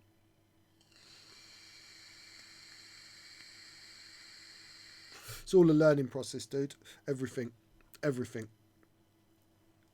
Oh, listen, I painted some dial covers last week. Like some beautiful dial covers, and then one of them I just over varnished one and I ruined it. 6 hours work gone.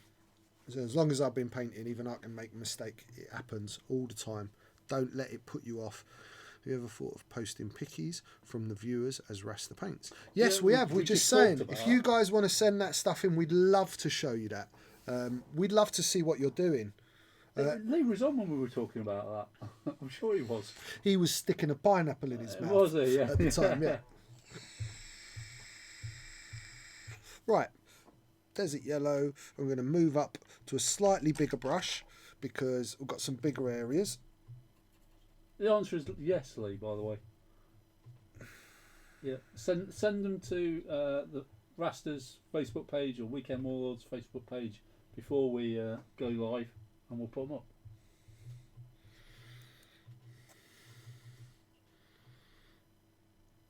So again, nice broad big colour first, because I did notice there was quite a big difference in his robe colour to his trousers. I don't know about colour difference because they're both browns, but one, to me, being colourblind, looked a damn sight lighter than the other. I've got a good idea. You know, you talked about doing drawing, maybe, on one stream. And, you know, we also talked about doing the 3 emoticons that actually make a single picture. Yeah. Could do that. Draw it live. So there's something some streams do, guys, where...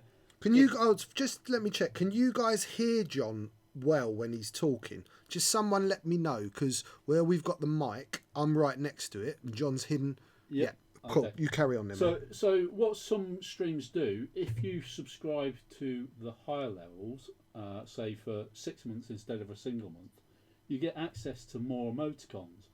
And what some streams do is actually, when you line up all the emoticons that you can get, they make a single picture. So what we're thinking of doing was Rasta was planning to actually do some drawing on one of the streams, is actually maybe doing that drawing so we can break it up into 3 emoticons. That's quite a good idea, John. Yeah? That is quite a good idea. Yeah, King Chimps just put one up. If you have a look. Yeah, absolutely. That was what gave John the idea. Was actually that emoticon. Yeah. We'd have to work out what we'd do though. What the actual. Anybody got any ideas what we could do? More than likely Star Wars based. Yeah. Random Haney's done that with that emoticon. That's quite interesting. What's he done? Flaming hands. Chucking a table. Yeah. Hey Haney, my little American brother. I love when Haney tunes TIE fighter chasing an X-wing. That's quite a good idea. Yeah, that's not bad, is it? You could sketch that out as a... I've actually been trying to work out what my next Patreon dial would be. Because I wanted to do something that was Star Wars based, obviously. But I didn't want to do something that's like one of the main characters that everyone's going to want to own. Yeah, so I wanted something really special. So one of the ideas I've been toying with, guys, was doing Salacious Crumb. Do you guys know who Salacious Crumb is? Let's see if they do. Who knows who Salacious Crumb is? No. Sand people. I want to see. Darth Jabba's little mate. 10 points to K. K, you're going to get a Weekend Warlords card for that, mate, when you come see me. And a cuddle, of course. But it's Jabba's little mate. You know the little thing that sits on the side of his throne? He's like a little goblin or a little gremlin or whatever. That is Salacious Crumb. You didn't know he had a name, did you, John? I'm right into stuff like that. So, yeah, I was thinking of doing Salacious Crumb because it's a really cool little character, a bit like the Porgs that I did, but it's not a specific thing that they would release, you know, Salacious Crumb pilots and X-Wing. No, it's never going to be anything like that. That's the idea behind Patreon, because more than likely you're going to do the dials that are part of X-Wing. Even like the Sand People, they'd be great to do for people. I think people would like them. They'd like Sand Peoples. Darth Revan, that'd be something a lot of people would like to own, those sort of characters, whether they're in the game or not. It was why I did Enfy's Nest, for example. She's just such a bloody cool character. Loads of people wanted and have brought her. So, yeah, but I did want to do something that was very cool for you guys, but was a little bit left field as well. And Salacious was something I came up with. So, can you guys got any ideas of a different one than that you'd think would make a great Patreon dial cover? So the Patreon dial covers, for those of you that don't know, I do believe the $20 and the $10 bracket are closed now, right? We've got full up, right? But if you're just a member of the Patreon, so if you support us with $2 a month through our Patreon, every 6 months I do a limited edition dial. The $20 guys get a painted one, and the $10 guys get an unpainted one for free. And then anyone else that's actually a Patreon has access to buy one, because they're not available to the public. You have to be a Patreon member to buy one. And once they're gone, they're gone. Just like the Porgs. I gave away the last Porg dial last week, and they will never be recast, and they were never available on sale to the public. The only people that own Porg dials are Patreon members. So that's how that works. So give us some ideas. Chuck some stuff at me. Do it. I'm right here. I'm painting. He's a Kowakian monkey lizard. Who said that? Jaja the Rasta Gungan. I love that. No more Porg. No. There is another Porg dial coming, Ulfric. Not the one that I sold to the Patreon. There's another Porg because people loved the Porg. So there's a new Porg coming. Excuse me. That will be open to everyone. So do not panic. And you're Mr. Ulfric. And I love you enough that I'd give you my own Porg dials, Ulfric. You only have to ask. Okay? You've done plenty for me, my friend. Plenty. So we're stepping up. I've gone over everything. We're stepping up now. I've just added a little bit more bone into the mix.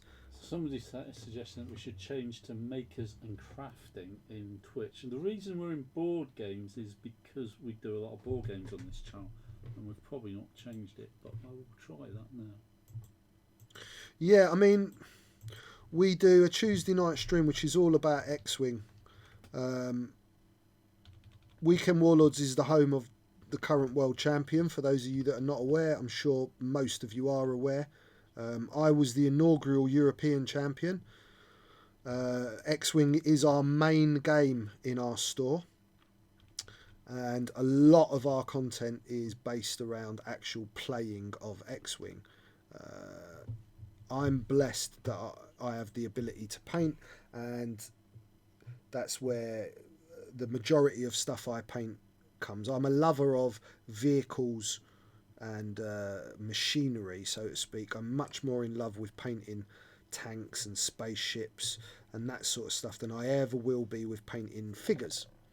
I did that for a long time, painting figures, and it's never really floated my boat as highly detailing and weathering a tank to look as real as possible.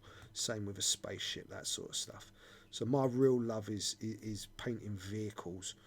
So, and the spaceships kind of, they fell right into my lap. I've always wanted to paint that Star Wars stuff. There never was the models, unless you were going to go with the big, you know, Bandai stuff, or the ERTL models, the Tamiya don't do Star Wars, but that sort of stuff, you know what I mean. So when X-Wing came along, it was like a gift for me that I've been waiting for my whole life. So you can start to see, can you see that then? They're really subtle, and as we're working through the colours, that's starting to brighten up. Look at that. That's really cool. And I'm saying I don't like painting figures, and the more I'm painting on this, the more I'm loving on this. And this is what you guys should be getting from when you're working. It should be a pleasurable, fulfilling experience while you're doing it. And as I'm doing this, I'm certainly enjoying it, and yeah, just loving it. And seeing this little bit of green putty that has been sat in a cabinet for 10 years, and I honestly never thought I'd paint this. Ever, ever, ever. I thought it'd just live there and it'd never see the light of day. And actually, it's you guys that have got me to this point where I've actually built up the courage to do it. So a little bit of thanks has got to go out to you lot for that, really. 3 minutes left on the giveaway. Well, does that only leave us with half an hour? Yep. 19 people entered.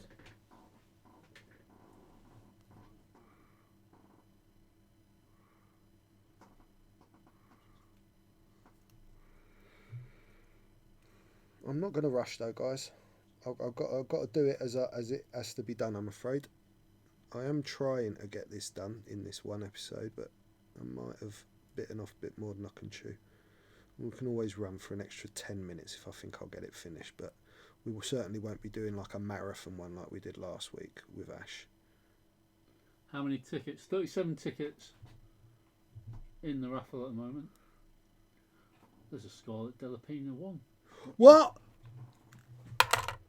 It's my daughter, Scarlet Internet. Say hello to my daughter. This Scarlet Delapina, the best Delapina as she's known. You lot gave her that.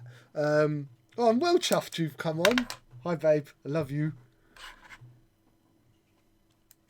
I bet she's blushing there. She's like, oh my God, my dad said love you on stream. But I do. Scarlett was with me like 5 days last week. The best Delapina indeed. All X-Wing knows Scarlett, right? For those of you in America, Scarlett's 12 years old, just about to turn 13.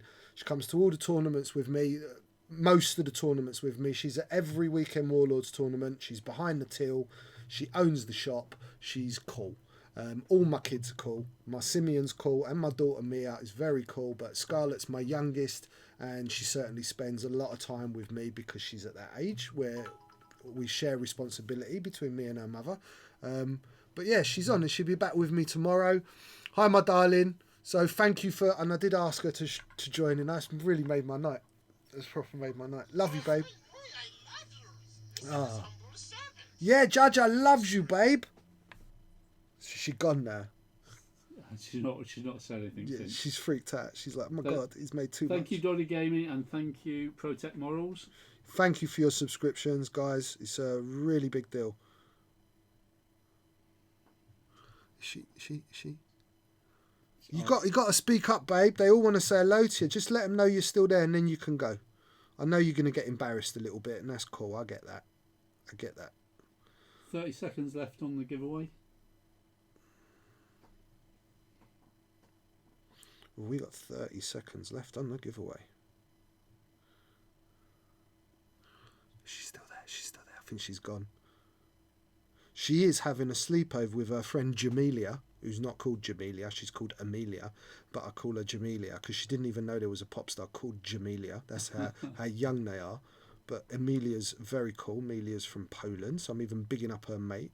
She's the one that her mum taught Scarlett how to make that dip I was talking about.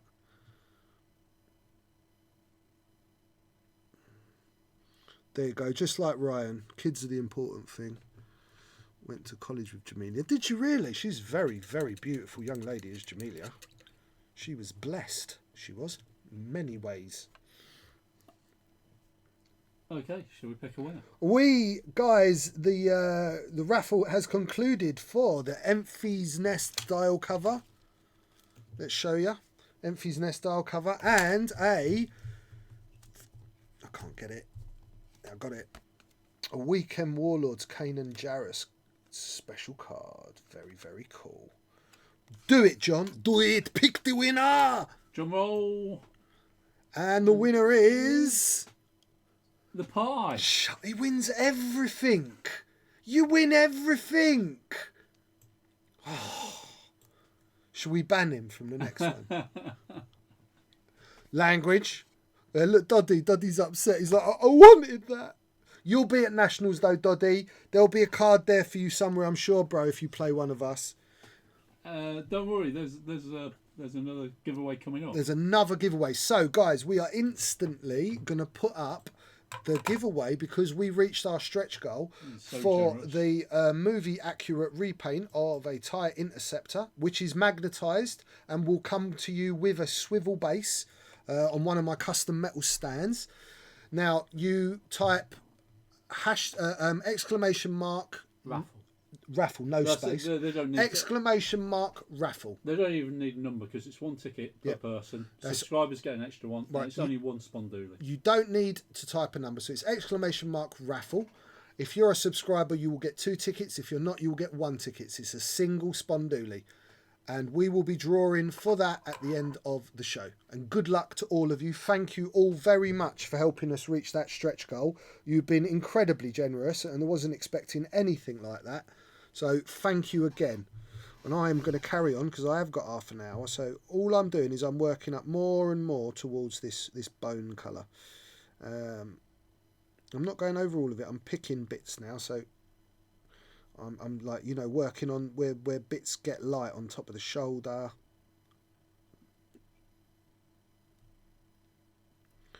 Edge of the cape. Oh, didn't like that.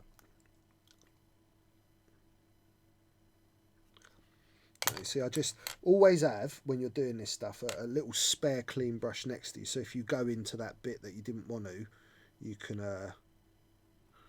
project pictures to the Facebook page or to sales@weekendwarlords.co.uk.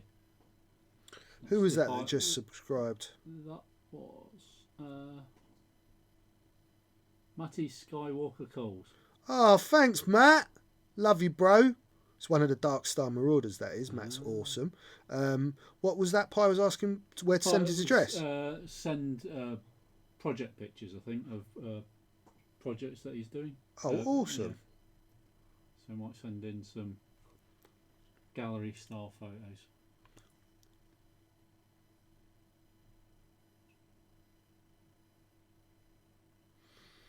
So sometimes when I'm putting a bit of colour, right, I'll put a bit of colour on and then I'll moisten it and I'll lose it. I'll wash it out a bit. So it like helps you to feather the colour a little bit.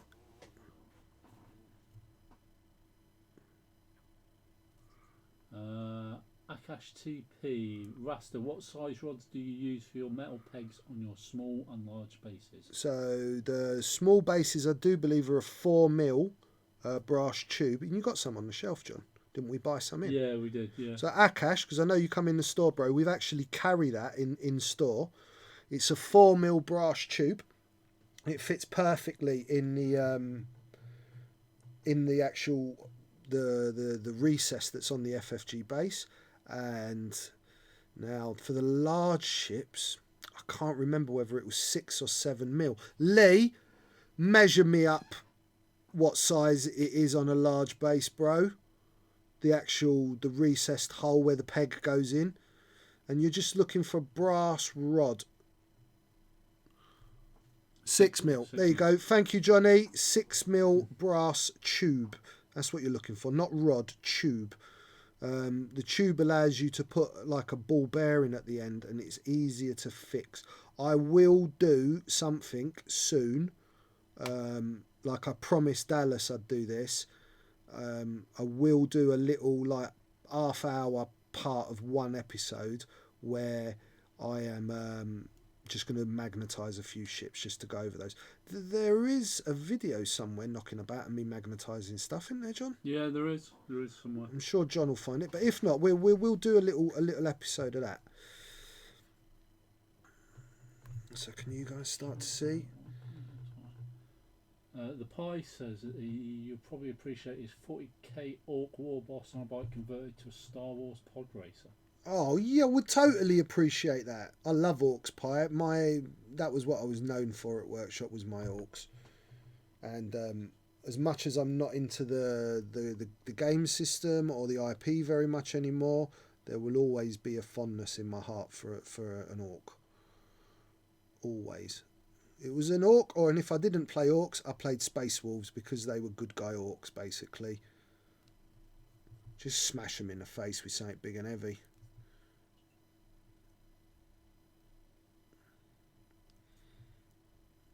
So as you're layering colours, this is much more relevant when we're painting a model like this than when you're painting a ship. So as I keep going over, I build up this lovely, you get these stronger colours. This is very hard for you to see, actually, some of my brush strokes, as there is a little bit of graphicness, and it accentuates the flow and the creases and bits and bobs. And when this is done, like we did with that big the Sith Infiltrator, where John put the pictures up of it photographed, I'll do the same with this. Norse in Space, I do believe it was either 3rd or 4th edition, the 40k rulebook, there was a double page spread of a Space Wolf army.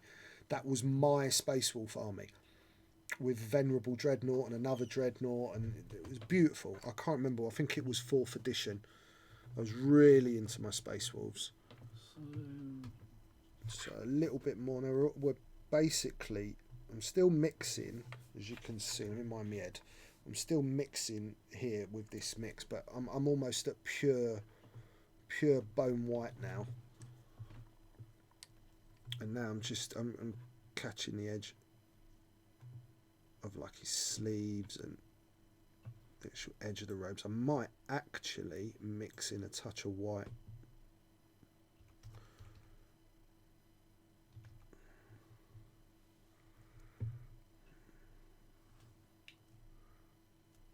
So Rasta Jr. is having a job getting the raffle to work. I'm not quite sure why that is. Is he on Twitch? Are you on Twitch, brother? Make sure you're on Twitch. Because if you're not on Twitch, it won't work. You have to be on Twitch. And we've got time yet. We'll get it sorted for you. You've got enough spondoolies to enter. What was his name? Rasta Jr. I've never heard of him before. It's Rattler 84. Obviously, he's his dad, I think. Oh, okay. So it's Tatler, dude. Is it? Oh, yes. Okay. Rattler's Tatler. Oh, is it? Yeah.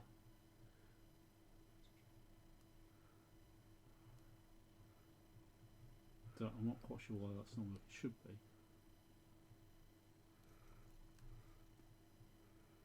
If you're on Twitch. That's a gifted sub from Ulfric. Scarlet Delphine. Oh, you're the best, Ulfric. You're the best. Do you know what? If it weren't for Ulfric gifting, I wouldn't be subscribed. Ulfric's awesome. Do you know what? I don't even know how to do it. I am so completely and utterly inept with anything computer It's based. actually really difficult on the phone to add a sub.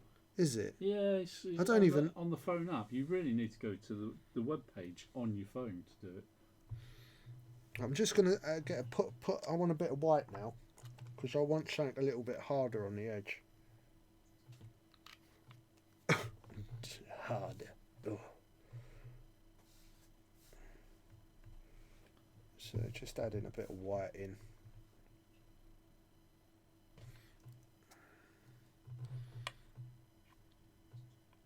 So just to catch right on a few edges. And actually my little trick of just leaving a couple of little... Pi's asking if you're going to have dials at the expo. Brother, I did put a post up last week. Anything you want, please message me and I will bring them with me. I can't bring me board or nothing like that to Expo because they'll get very upset. It is a trade show and they won't take kindly to someone just deciding to set up stall on a table. But if you tell me what you want, I will happily bring them with me. I have most dials in stock. 1 or 2 are out of stock. I do believe I only have 1 that's out of stock, which is the IG88 at the moment. But everything else I do have, some quite large, but I do have at least a few of each dial available. So let me know, just PM me Pi and I'll bring them with me, brother. And I can also bring your vast stack of prizes that you've won with me. I'll obviously clearly need to hire some sort of forklift to bring all your prizes because it's gaining, deep girth. Death Revive 1991 asking any chance of seeing your Worlds this year? Oh, you will absolutely be seeing me at Worlds this year, my friend. My son's the world champion, and that comes with it 2 seats. That's why I've had a really relaxed season. I've only played 1 hyperspace event because I have nothing to play for. There's no point me robbing someone else that could get that ticket of the chance to go. My friend Lewis gifted me a set of dice, so that's all I ever really wanted from this season. So I've got my dice. I can't wait to come back out to see all you guys again. I made some incredible friends the last time I was out there. And for me, X-Wing has always been about the social. Yeah, man. Are you going to be at Worlds, brother? I take it you are by that question, but if so, whereabouts are you coming from to Worlds this year? Paul Spurgeon's just joined us. Hey, Mr. Pete. Just move your model forward a little bit, George. Sorry, guys. Only a little bit.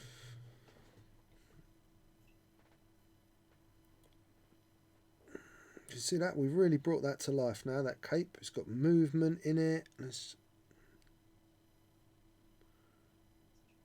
got some nice edges.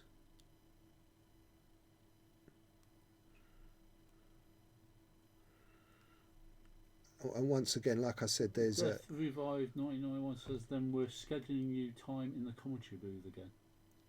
Who are you, dude? Are you from Especially after Jesse won the seat. Who are you, Death Revived? Are you X-Wing Junkies? Because if you're X-Wing Junkies, you know I'm going to hug on you and love on you hard. Because it was one of my favourite things about last year's Worlds was doing... You're they junkies! Mwah! I love you guys so much. And if you let me commentate, I'll be so made up. Thank you. And Gisley's coming. My big Gisley bear where I hid my face when I broke down like a big girl. You don't have to say... You just had to say junkies. I love you guys deeply. Is it Mark? Is it actually Mark that's... You said the Canadian... Yeah. X-Wing Junkies are the Canadian stream, but it was Mark that was there last year streaming. Oh, man, I love you guys. In fact, we gave away one of your coasters that Mark gave me last year at Worlds, not a couple of weeks ago. Remember that wooden coaster? Yeah. Oh, yeah, man. I'm well excited now. I hope this year's Worlds is going to be fun, I hope this whole... this whole winning your seats thing isn't going to have turned it a little bit too serious. You know, I really do. So, what I'm going to do now is I'm going to go to the skin. Yeah. You just put It's Mark. I love you, Mark. You think I don't remember you, man? I love you, bro. Love you. Deep love coming from Rasta and the UK. If any of you guys have not checked out X-Wing Junkies, they are sick. They do some wicked streams of some awesome games, and Canadians in general are awesome people. Very, very, very nice bunch of guys. If you want to check out last year's stream from Worlds, there's one where me and Gizzly Bear from Fuel Squadron commentate, and it's Zach Matthews, and Zach gets beaten, and I find it very, very hilarious because of all the smack talk the crates do. But I love the crates, and I love Zach. It was just great, and it was just a lot of fun, and I was honoured to be asked to do something like that. And as you know, I like talking. Don't know if anyone's noticed. Are you entering anything in the painting competition this year? Because you did before, didn't you? That was like, it happened, and then someone messaged me and said, "You've been nominated." Yeah. Because it was people that nominated and people that picked. It was the Goldies, it was called. And I won. I didn't win Best Painted. Right.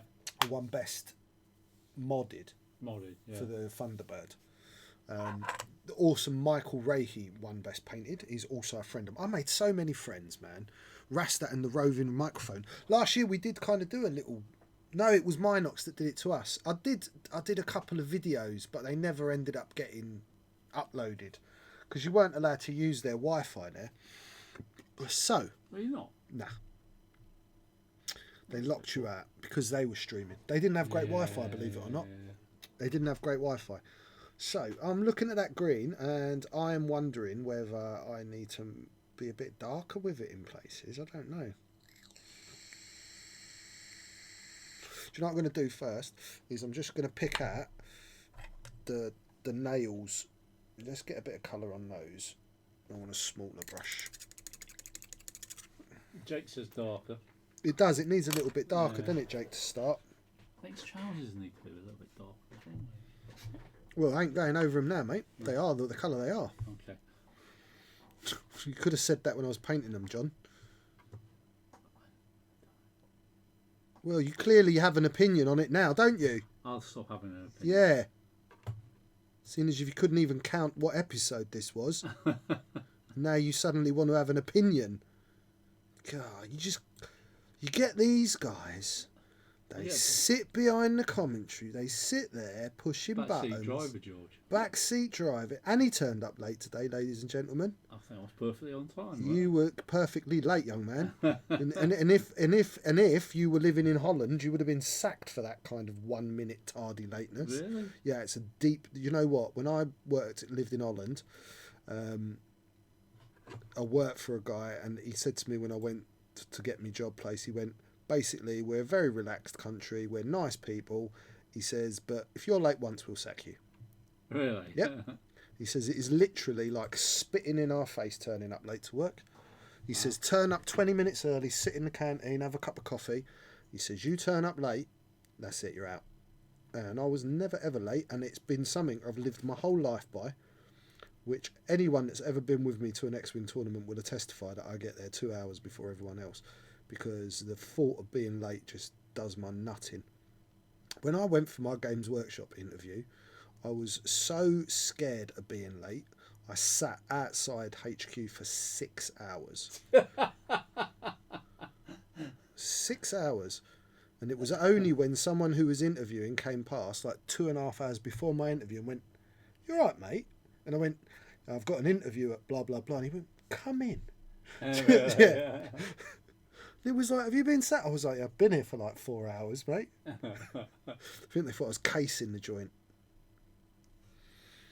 So I just put a bit of bone white on those nails, and they don't need much. In fact, I'm just gonna tiniest bit of white. I know that they don't need very much. It hasn't got like those super bright nails. But we do need to remember, when you are painting something so small, it does help to be a little bit exaggerated just because it will read slightly better.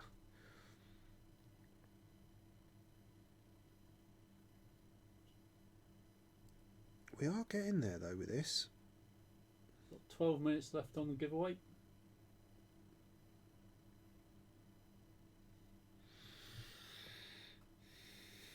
We are getting there.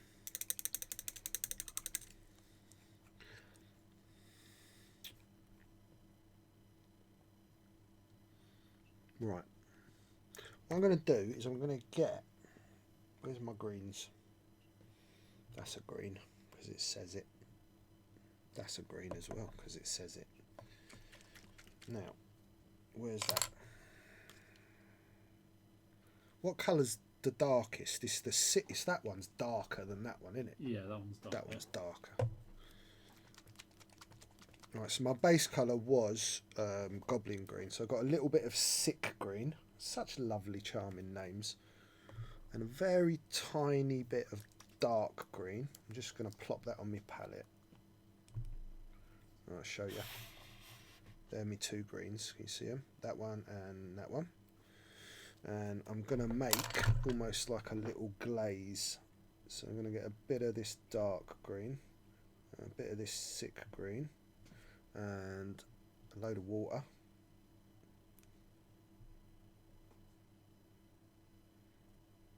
And I'm going to make a glaze.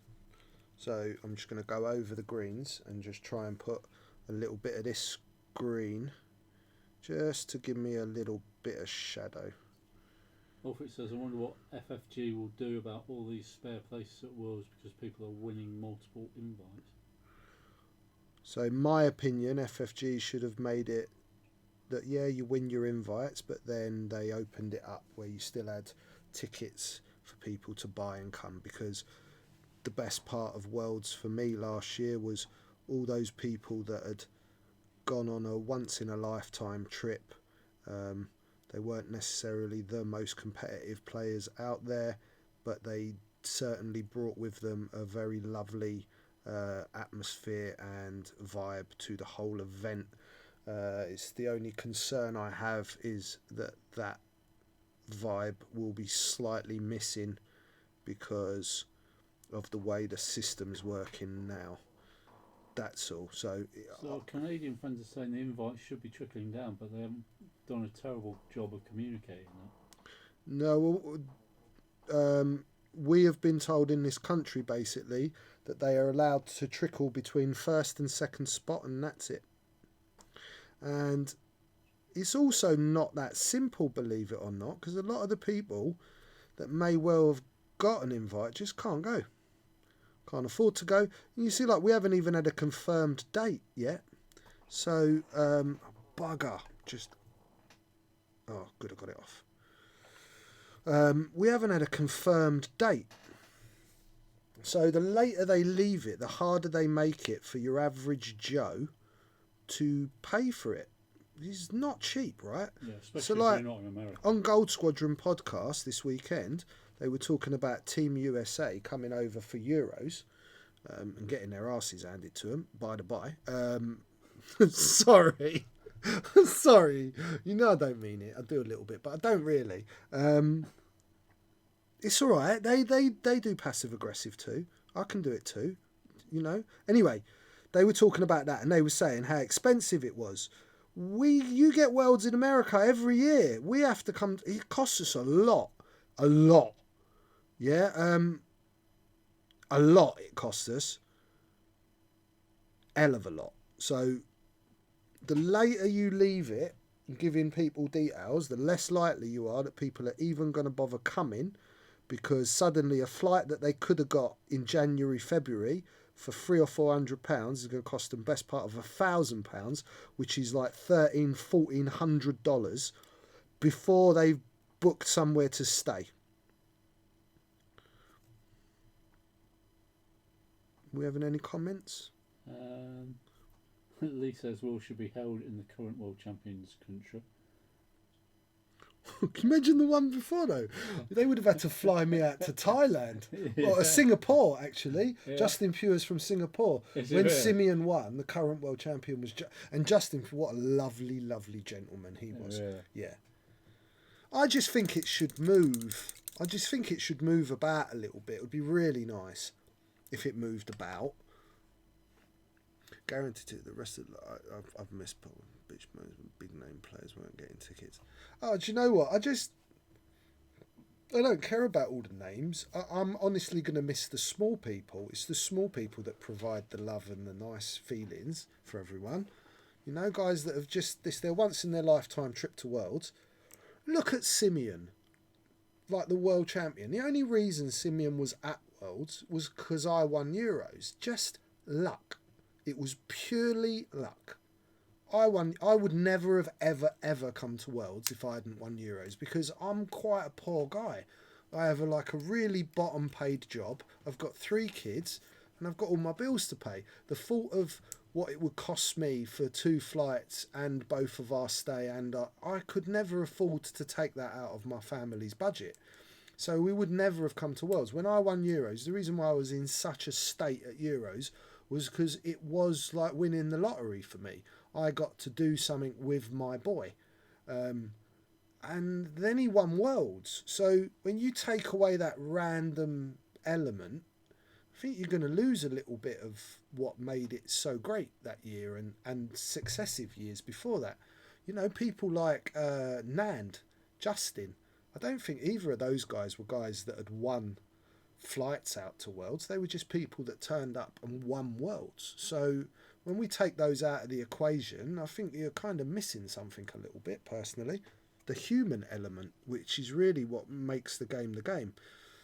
So you see what that glaze did? It kind of darkened down that green a little bit and popped into a few of those recesses, which is going to help me when I start to highlight to just bring things out. It is starting to look really cool, isn't it? I'm really quite happy. Right, so my base colour was Goblin Green. So let's start with Goblin Green. Let's get some Goblin Green there. I know I've probably got 3 patches of Goblin Green. Let's see if I can get you in. There's me Goblin Green. And then we want some Scorpion Green or Escorpena Green. Death Revived has responded to something like I got it on a lottery, only premier event within an 18-hour drive. I recognise having world static in Minneapolis is a huge privilege. Yeah, it is a privilege, but I think, right, do you remember last year when they said we're going to make it a week? Rasta, what was that? Rasta wins? Rasta wins Euros, Sim says hold my beer and wins Worlds. Yeah, totally. He totally said hold my beer. I just think they should have done where everyone can win their invites, guaranteed ticket, but open it up to 5 days of Swiss. So 5 flights, 200 man a day, it's 1,000 people. So you would have had 250, maybe 300, I doubt 300, 250 prize winners that actually had a guaranteed seat. Then 750 seats. Last year, there wasn't 600 players at Worlds. And that was, they said sold out. It wasn't. They had space on 2 of the days, big space on 2 of the days. So open it up to 1,000 people. Anyone that really wants to go gets to buy a ticket. The 250 people that have won their seat don't have to pay for their ticket and have got a guaranteed spot. Open the rest up to lottery. 5 days of Swiss. 1 day of pre-cut, say top 128. And then the Sunday is like top 32. Everyone gets to come back. We get to watch it. We all eat together for a week. We all go out together for a week. It's bloody awesome. The vibes are there. There you go. Easy, fixed. Why didn't you do that? Why have you got to turn it into this? It's becoming, you make it hyper elitist, hyper competitive, and you drive out the people that are not hyper competitive, and that you need to keep a game like this going. I get it's a competitive game, but if you don't have lots of people that aren't winners and aren't hyper competitive playing, you don't make enough money to keep it going. So there's 3 minutes left on the giveaway. I have to apologise, I have worded it wrong. I've put a Rasta Maice tie advance stretch goal giveaway. It's not a tie advance, is it? It's a tie interceptor. Oh, John. I do I would apologise. like, if you would like to complain about our shoddy director this week, please send your emails to the 186 Squadron in care of Phil GC, the Pineapple Eater, Londonshire, somewhere near Brixton.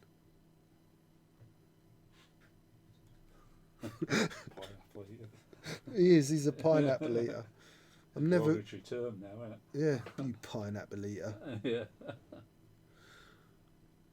So when we work on faces, right?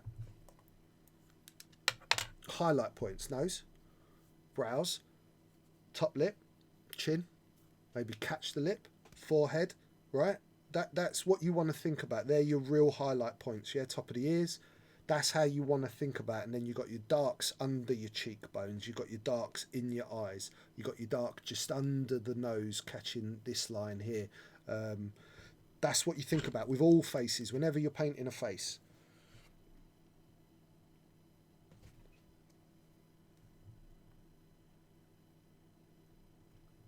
Like I said, top of the ears, I'm catching the cheeks, and then that'll pick out what's already sculpted.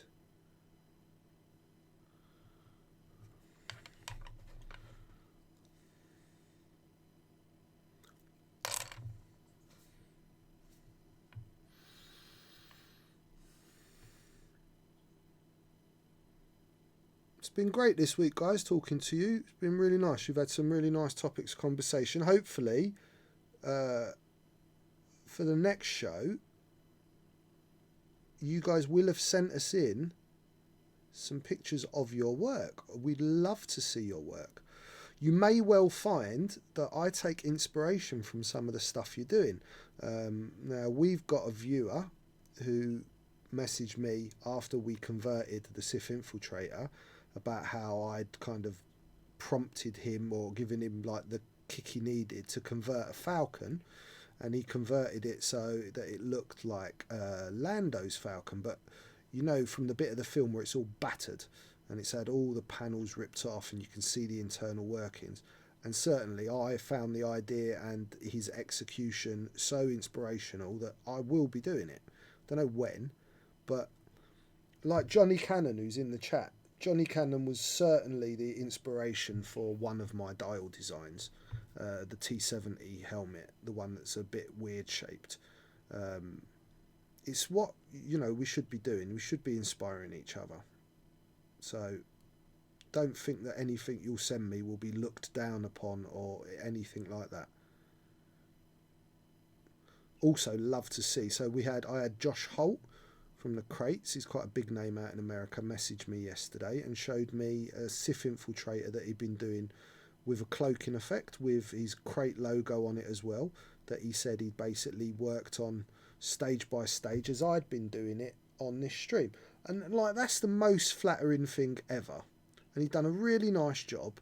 And the fact that I am doing this, that people have gone out and gone, no, do you know what, I'm going to give something a try, whatever it is, it makes it worth doing. Keeps me inspired, it keeps me motivated, and it makes me think of things to do and really want to kind of, yeah, just keep coming back every week and doing it for you.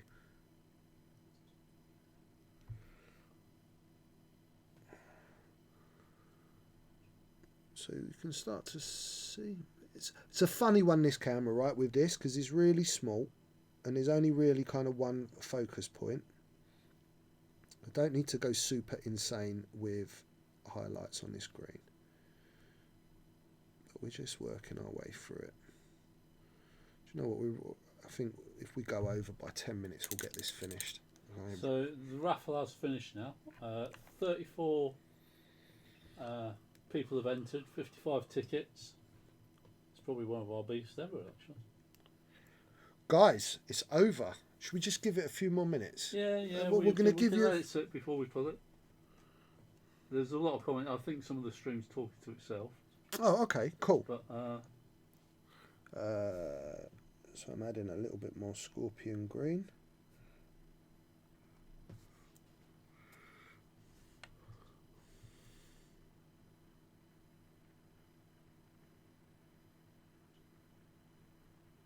I think Death Revive saying that it's on his bucket list to go to Birmingham. Well, Mark, if you ever get over to the UK, mate, you just let us know. And there will be a warm welcome waiting for you. And there will be people here that will happily show you around and guide you about and point you in the right direction. And Tuesday night, come and stream with us. oh, I'll absolutely come and stream with you, dude. And you'll have to get over to Warlords as well. I'll pick you up and bring you to Warlords.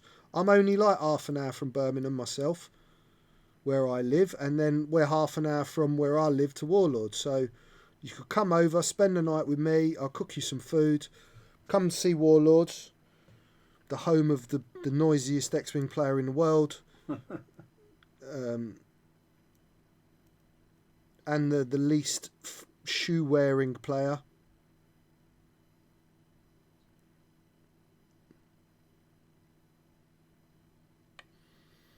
So he's got those little bits on his head, so I'm kind of painting them as well.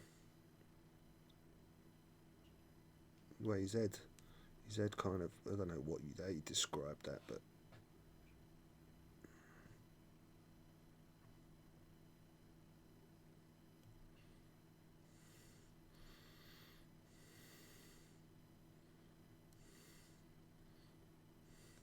I'd really love to go to Canada. Canada's like one of the countries that's on my bucket list. Canada and Japan, believe it or not. Yeah. I think the Japanese ladies would like her dreadlocks. That's the only reason I want to go to Japan. And I'm tiny, man, so all their women are the right height for a tiny little Italian package like me. Is Kay still in the chat? He's not popped up for a little while. I bet he is there somewhere. Now I've said his name. I could probably tell whether he's on Twitch. Wow, you can do that. Yeah, You can stalk people. I've got the power, man. Oh, man. Pure Scorpione green. Yeah, I proper want to go. Arthon in the team goes a lot, and it just seems amazing. There's a few lurkers there that haven't spoken tonight. So if you're on the stream and you're lurking, just say hi. So guys, before we draw this tie-in scepter, I do it every time we do a stream. I'd like you all to give a message in the chat of where in the world you are watching from. Go. And John's going to shout them out at me. Shout out.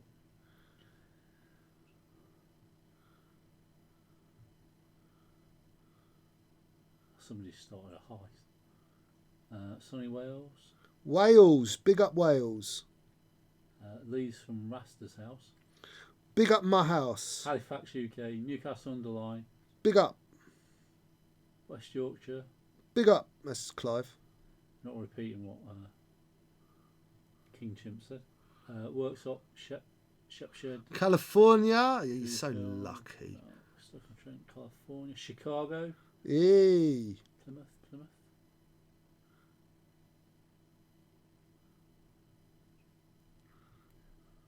Sunny Essex. So somebody has initiated a heist, guys. So if you want to join that, it's !heist and then space number of spondoolies you want to. You guys can lose your money though, guys. Yeah, the Empire is been upping its defences lately, so be careful. Those proton torps you're carrying might be duds. And you've all seen Rogue One, where Cassian does the dirty. Northumberland.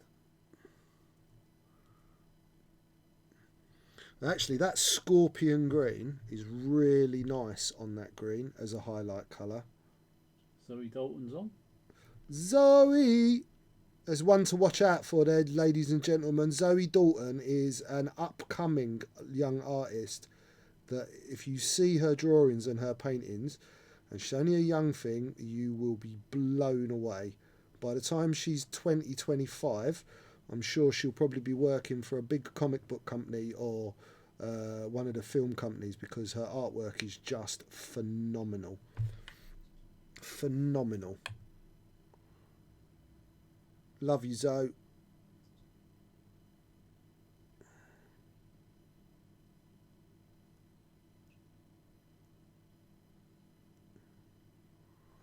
The mission is successful. However, fighting breaks out between the different factions your squad is made from. Some die in the firefight.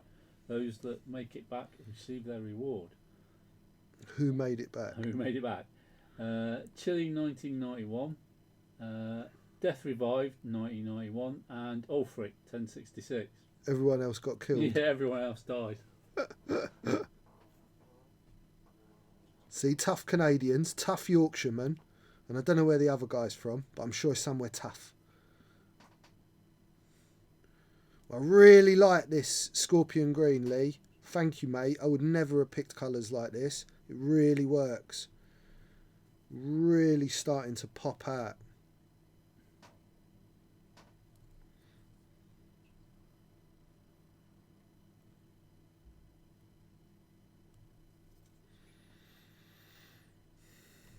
Can you guys see that?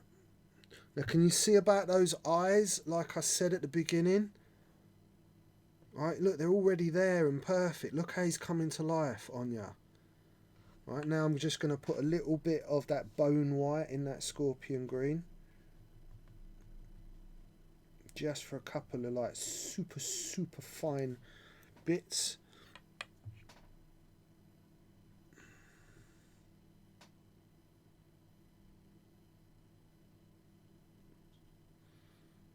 Do you know what? Whoever sculpted this, he didn't do a bad job, man.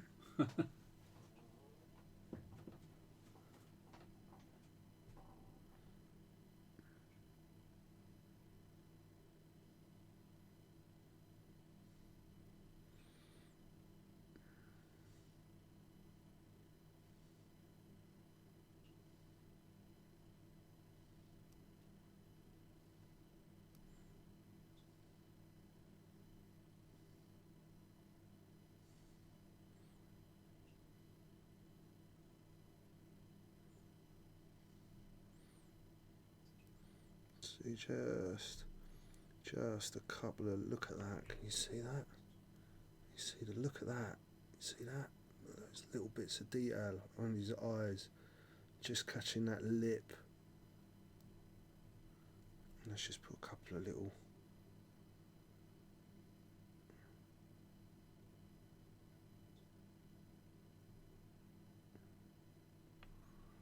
Just over his head. Did you fart? No, it's the chair. Really? Sorry, man. I dropped you in it if you did. So John Vickery's still trying to join the raffle, but unfortunately the raffle was actually ended now. We've got to pick a winner. Sorry, dude. The raffle has ended, John. I'm sure your dad will win it. He wins everything. I'll give you an extra big cuddle, John. Sorry, man. Should we pick it? We should pick it, John. Let's pick it. So hold on, just 1 second, and then I can put my brush down and do it like a drum roll thing. I just got to finish this little bit on his finger. I'm pretty much done with the skin. Okay, let's do it, John. Let's do it. And the winner is Mark Parker Hughes. Well done. Congratulations. Please get in touch with us. Does he come in the shop? I have had his address. I've sent stuff out to him before, I think. Well, send us your address again, Mark. He cheers a lot on the stream. So and cool. You are getting one of these, well, this beautiful ship, all packed up, and a Canaan card sent out to you. Thank you to everyone that donated towards the stretch goals. Some very generous donations out there. Thank you so much. So well done, Mark. Well done indeed. So guys, hang with me for like another 2 or 3 minutes and I'll finish this model. I literally just have his hair to do. I've still got a bit of grey. I'll show you. Let's get that in there.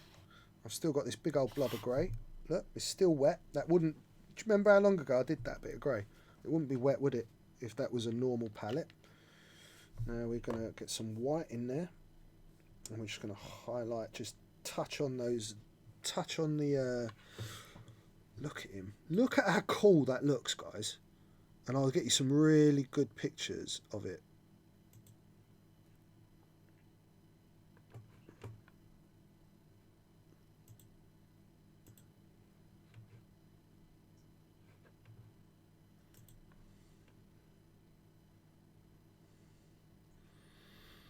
We're nearly there. I can't believe this is... We've pretty much got this done in the time. I know we've gone slightly over. But, you know, I do talk for a good 20 minutes before I even start painting. And I know I did the lightsaber. Oh, bugger, I've got to do the hilt. That only takes a second. So all I'm doing, that's again, that's Stonewall grey with a bit of white mixed in. Right up to pretty much pure white just on the tips. Just catching his little grey hair. He's a little old man now, isn't he? I can never remember how old he is. Is he 700 years old, 800 years old? 500 years? 900? Yeah. Andy, 1702 wants a quick question. Is there a difference between the paint you put in your airbrush and the paint you put on your brush? Nope. Nope. I am using Same stuff, Vallejo Game Air. Vallejo, yeah, Game Air. Game Air. I prefer using airbrush paints because it just doesn't come out as thick. You always need to thin most other paints, I think, because they're just too thick. They don't work properly. You don't do anything on these with airbrush or brush, do you, really? What do you mean? You don't thin these ones. Normally you'd have to thin paint. Yeah, if you were using normal paint in an airbrush, yeah, you definitely have to thin it. But I don't generally have to thin this at all. It's kind of pre-mixed for going through your airbrush. You can sometimes thin it. And if you do want to have a thin paint, I would recommend you get yourself a bottle of Liquitex airbrush medium. And Liquitex airbrush medium is awesome for thinning brush paint. It has a slightly different consistency. It doesn't split the pigment. So it's better than water. Water's not great at thinning, believe it or not. The pie's off. So I'll see you Friday, Saturday. One love, Pie. Peace. I have to sort out all his prizes. Yeah.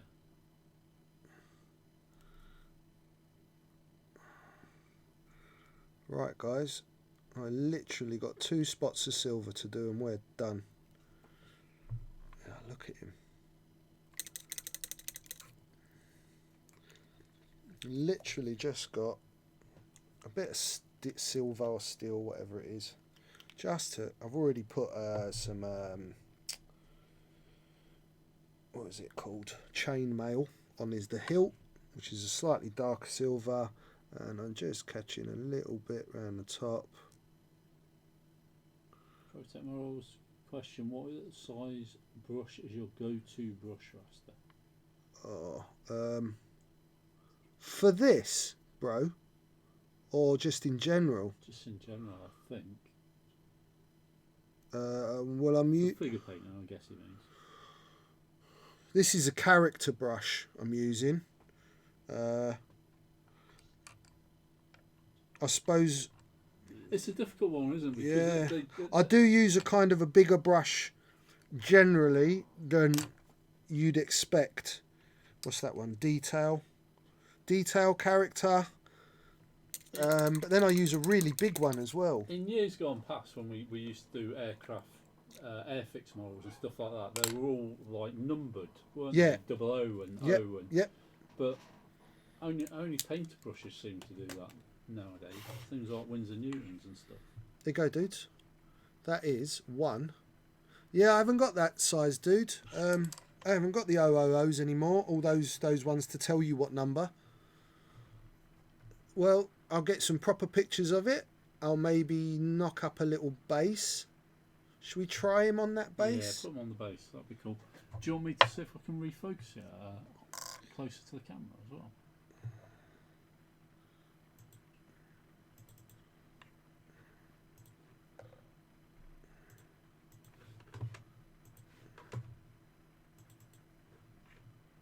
He's always going to fall out because he's not stuck on the base. Bring him right up close to the camera and I'll see if I can too close, no? No, is that? No, he's not focused. His leg's really out. That's better. Stay like that, John. Yeah. There you go, guys. I'll get some good pictures. Because we're also working with really dodgy light in here, yeah? Really dodgy light.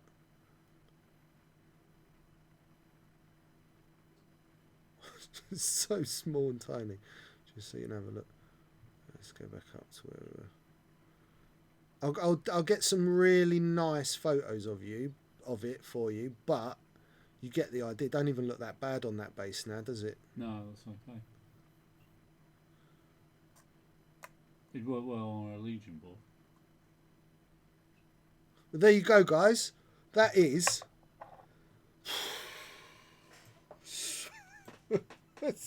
that, gentlemen and ladies and jelly spoons.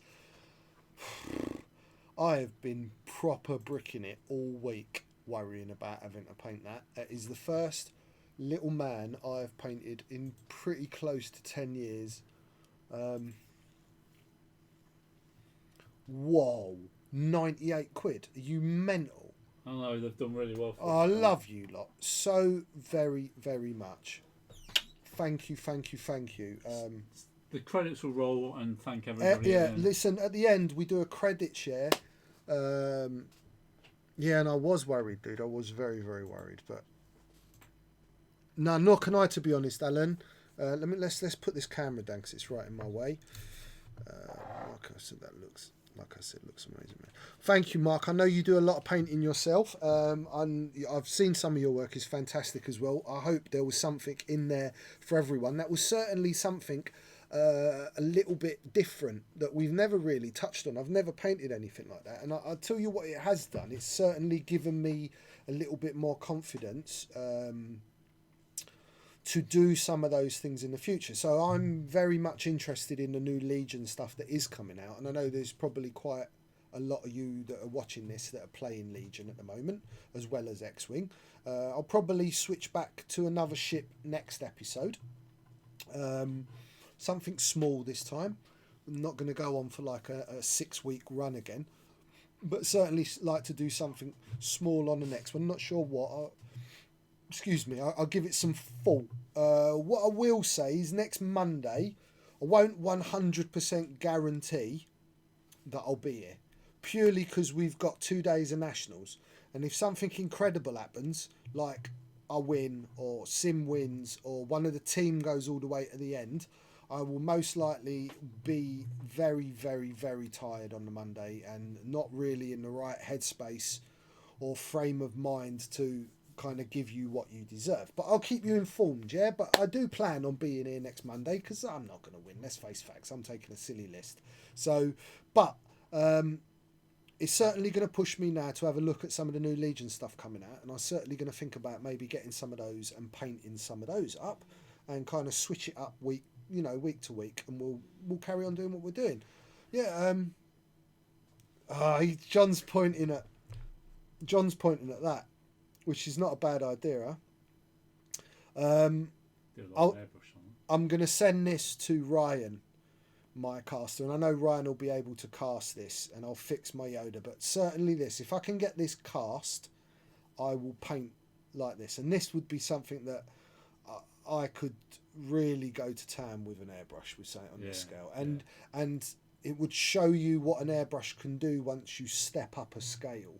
So certainly once you're working on a bigger piece like that, an airbrush would, it allows you to do blends and fades that you just can't do with a brush. Yeah, you can't airbrush 28mm figures, not really. No, you can kind of put base colours down, but that's it. Yeah, right. Well, with something like that, you can proper do shading and stuff. I will get you some proper pictures of Yoda up for next week or next stream. I will chuck the Sith Infiltrator pictures up on my painting page in the next couple of days. And that's it, really. I don't know what more to say apart from that you've all deeply touched me with your donations this week. Yeah. I will dig out something impressive again for our next giveaway, and we'll maybe try another stretch goal. I've got some more ships sat on my shelves that I'd very much like to go to good homes. I've also got maybe a folder from last year's Worlds that we could do a smaller stretch goal to give you guys. Something a little bit of history there that Simeon brought back from Worlds. Yeah, thank you, Captain Rex. We're going to miss you there. Thank you, Archin. I will have fun. Doesn't matter where I come. I've been blessed. I've had my winning streak. I will have fun. And if anyone's going there and is feeling a little bit lonely or hasn't got anyone to hang out with, come and see us. You'll see us. We're all in the grey T-shirts. I'll be the kind of fairly noisy Italian pigtailed guy running around hugging everyone. So come and find us. Thank you very much for this episode. I really enjoyed it. And thank you for giving me the courage to do it. So if you haven't subscribed, blah, blah, blah, blah, Patreon. blah. Patreon, blah. YouTube, blah. Facebook, blah. I'm not QVC. That's Ash's job, isn't it? So, what was I going to say? Tomorrow night, Tuesday night, X-Wing stream. If Scarlett lets me, I'll be here. If she doesn't, I won't. But until I should paint John next, I could make him beautiful. Don't you think? If I paint. No, it wouldn't take. Just take some on the top. Paint a flower on the top. I have got in a drawer like about a dozen dreads that have either been ripped out, fallen off. We could make you. You do body painting, don't you? I do body painting, actually. You can see that on Rasta Maice painting. Anyway, look, I love you all. Thank you very much. I've taken up enough of your time today, tonight. Please share this amongst your friends. I hope you enjoyed it. I hope you learned something. And until the next one, peace. One love.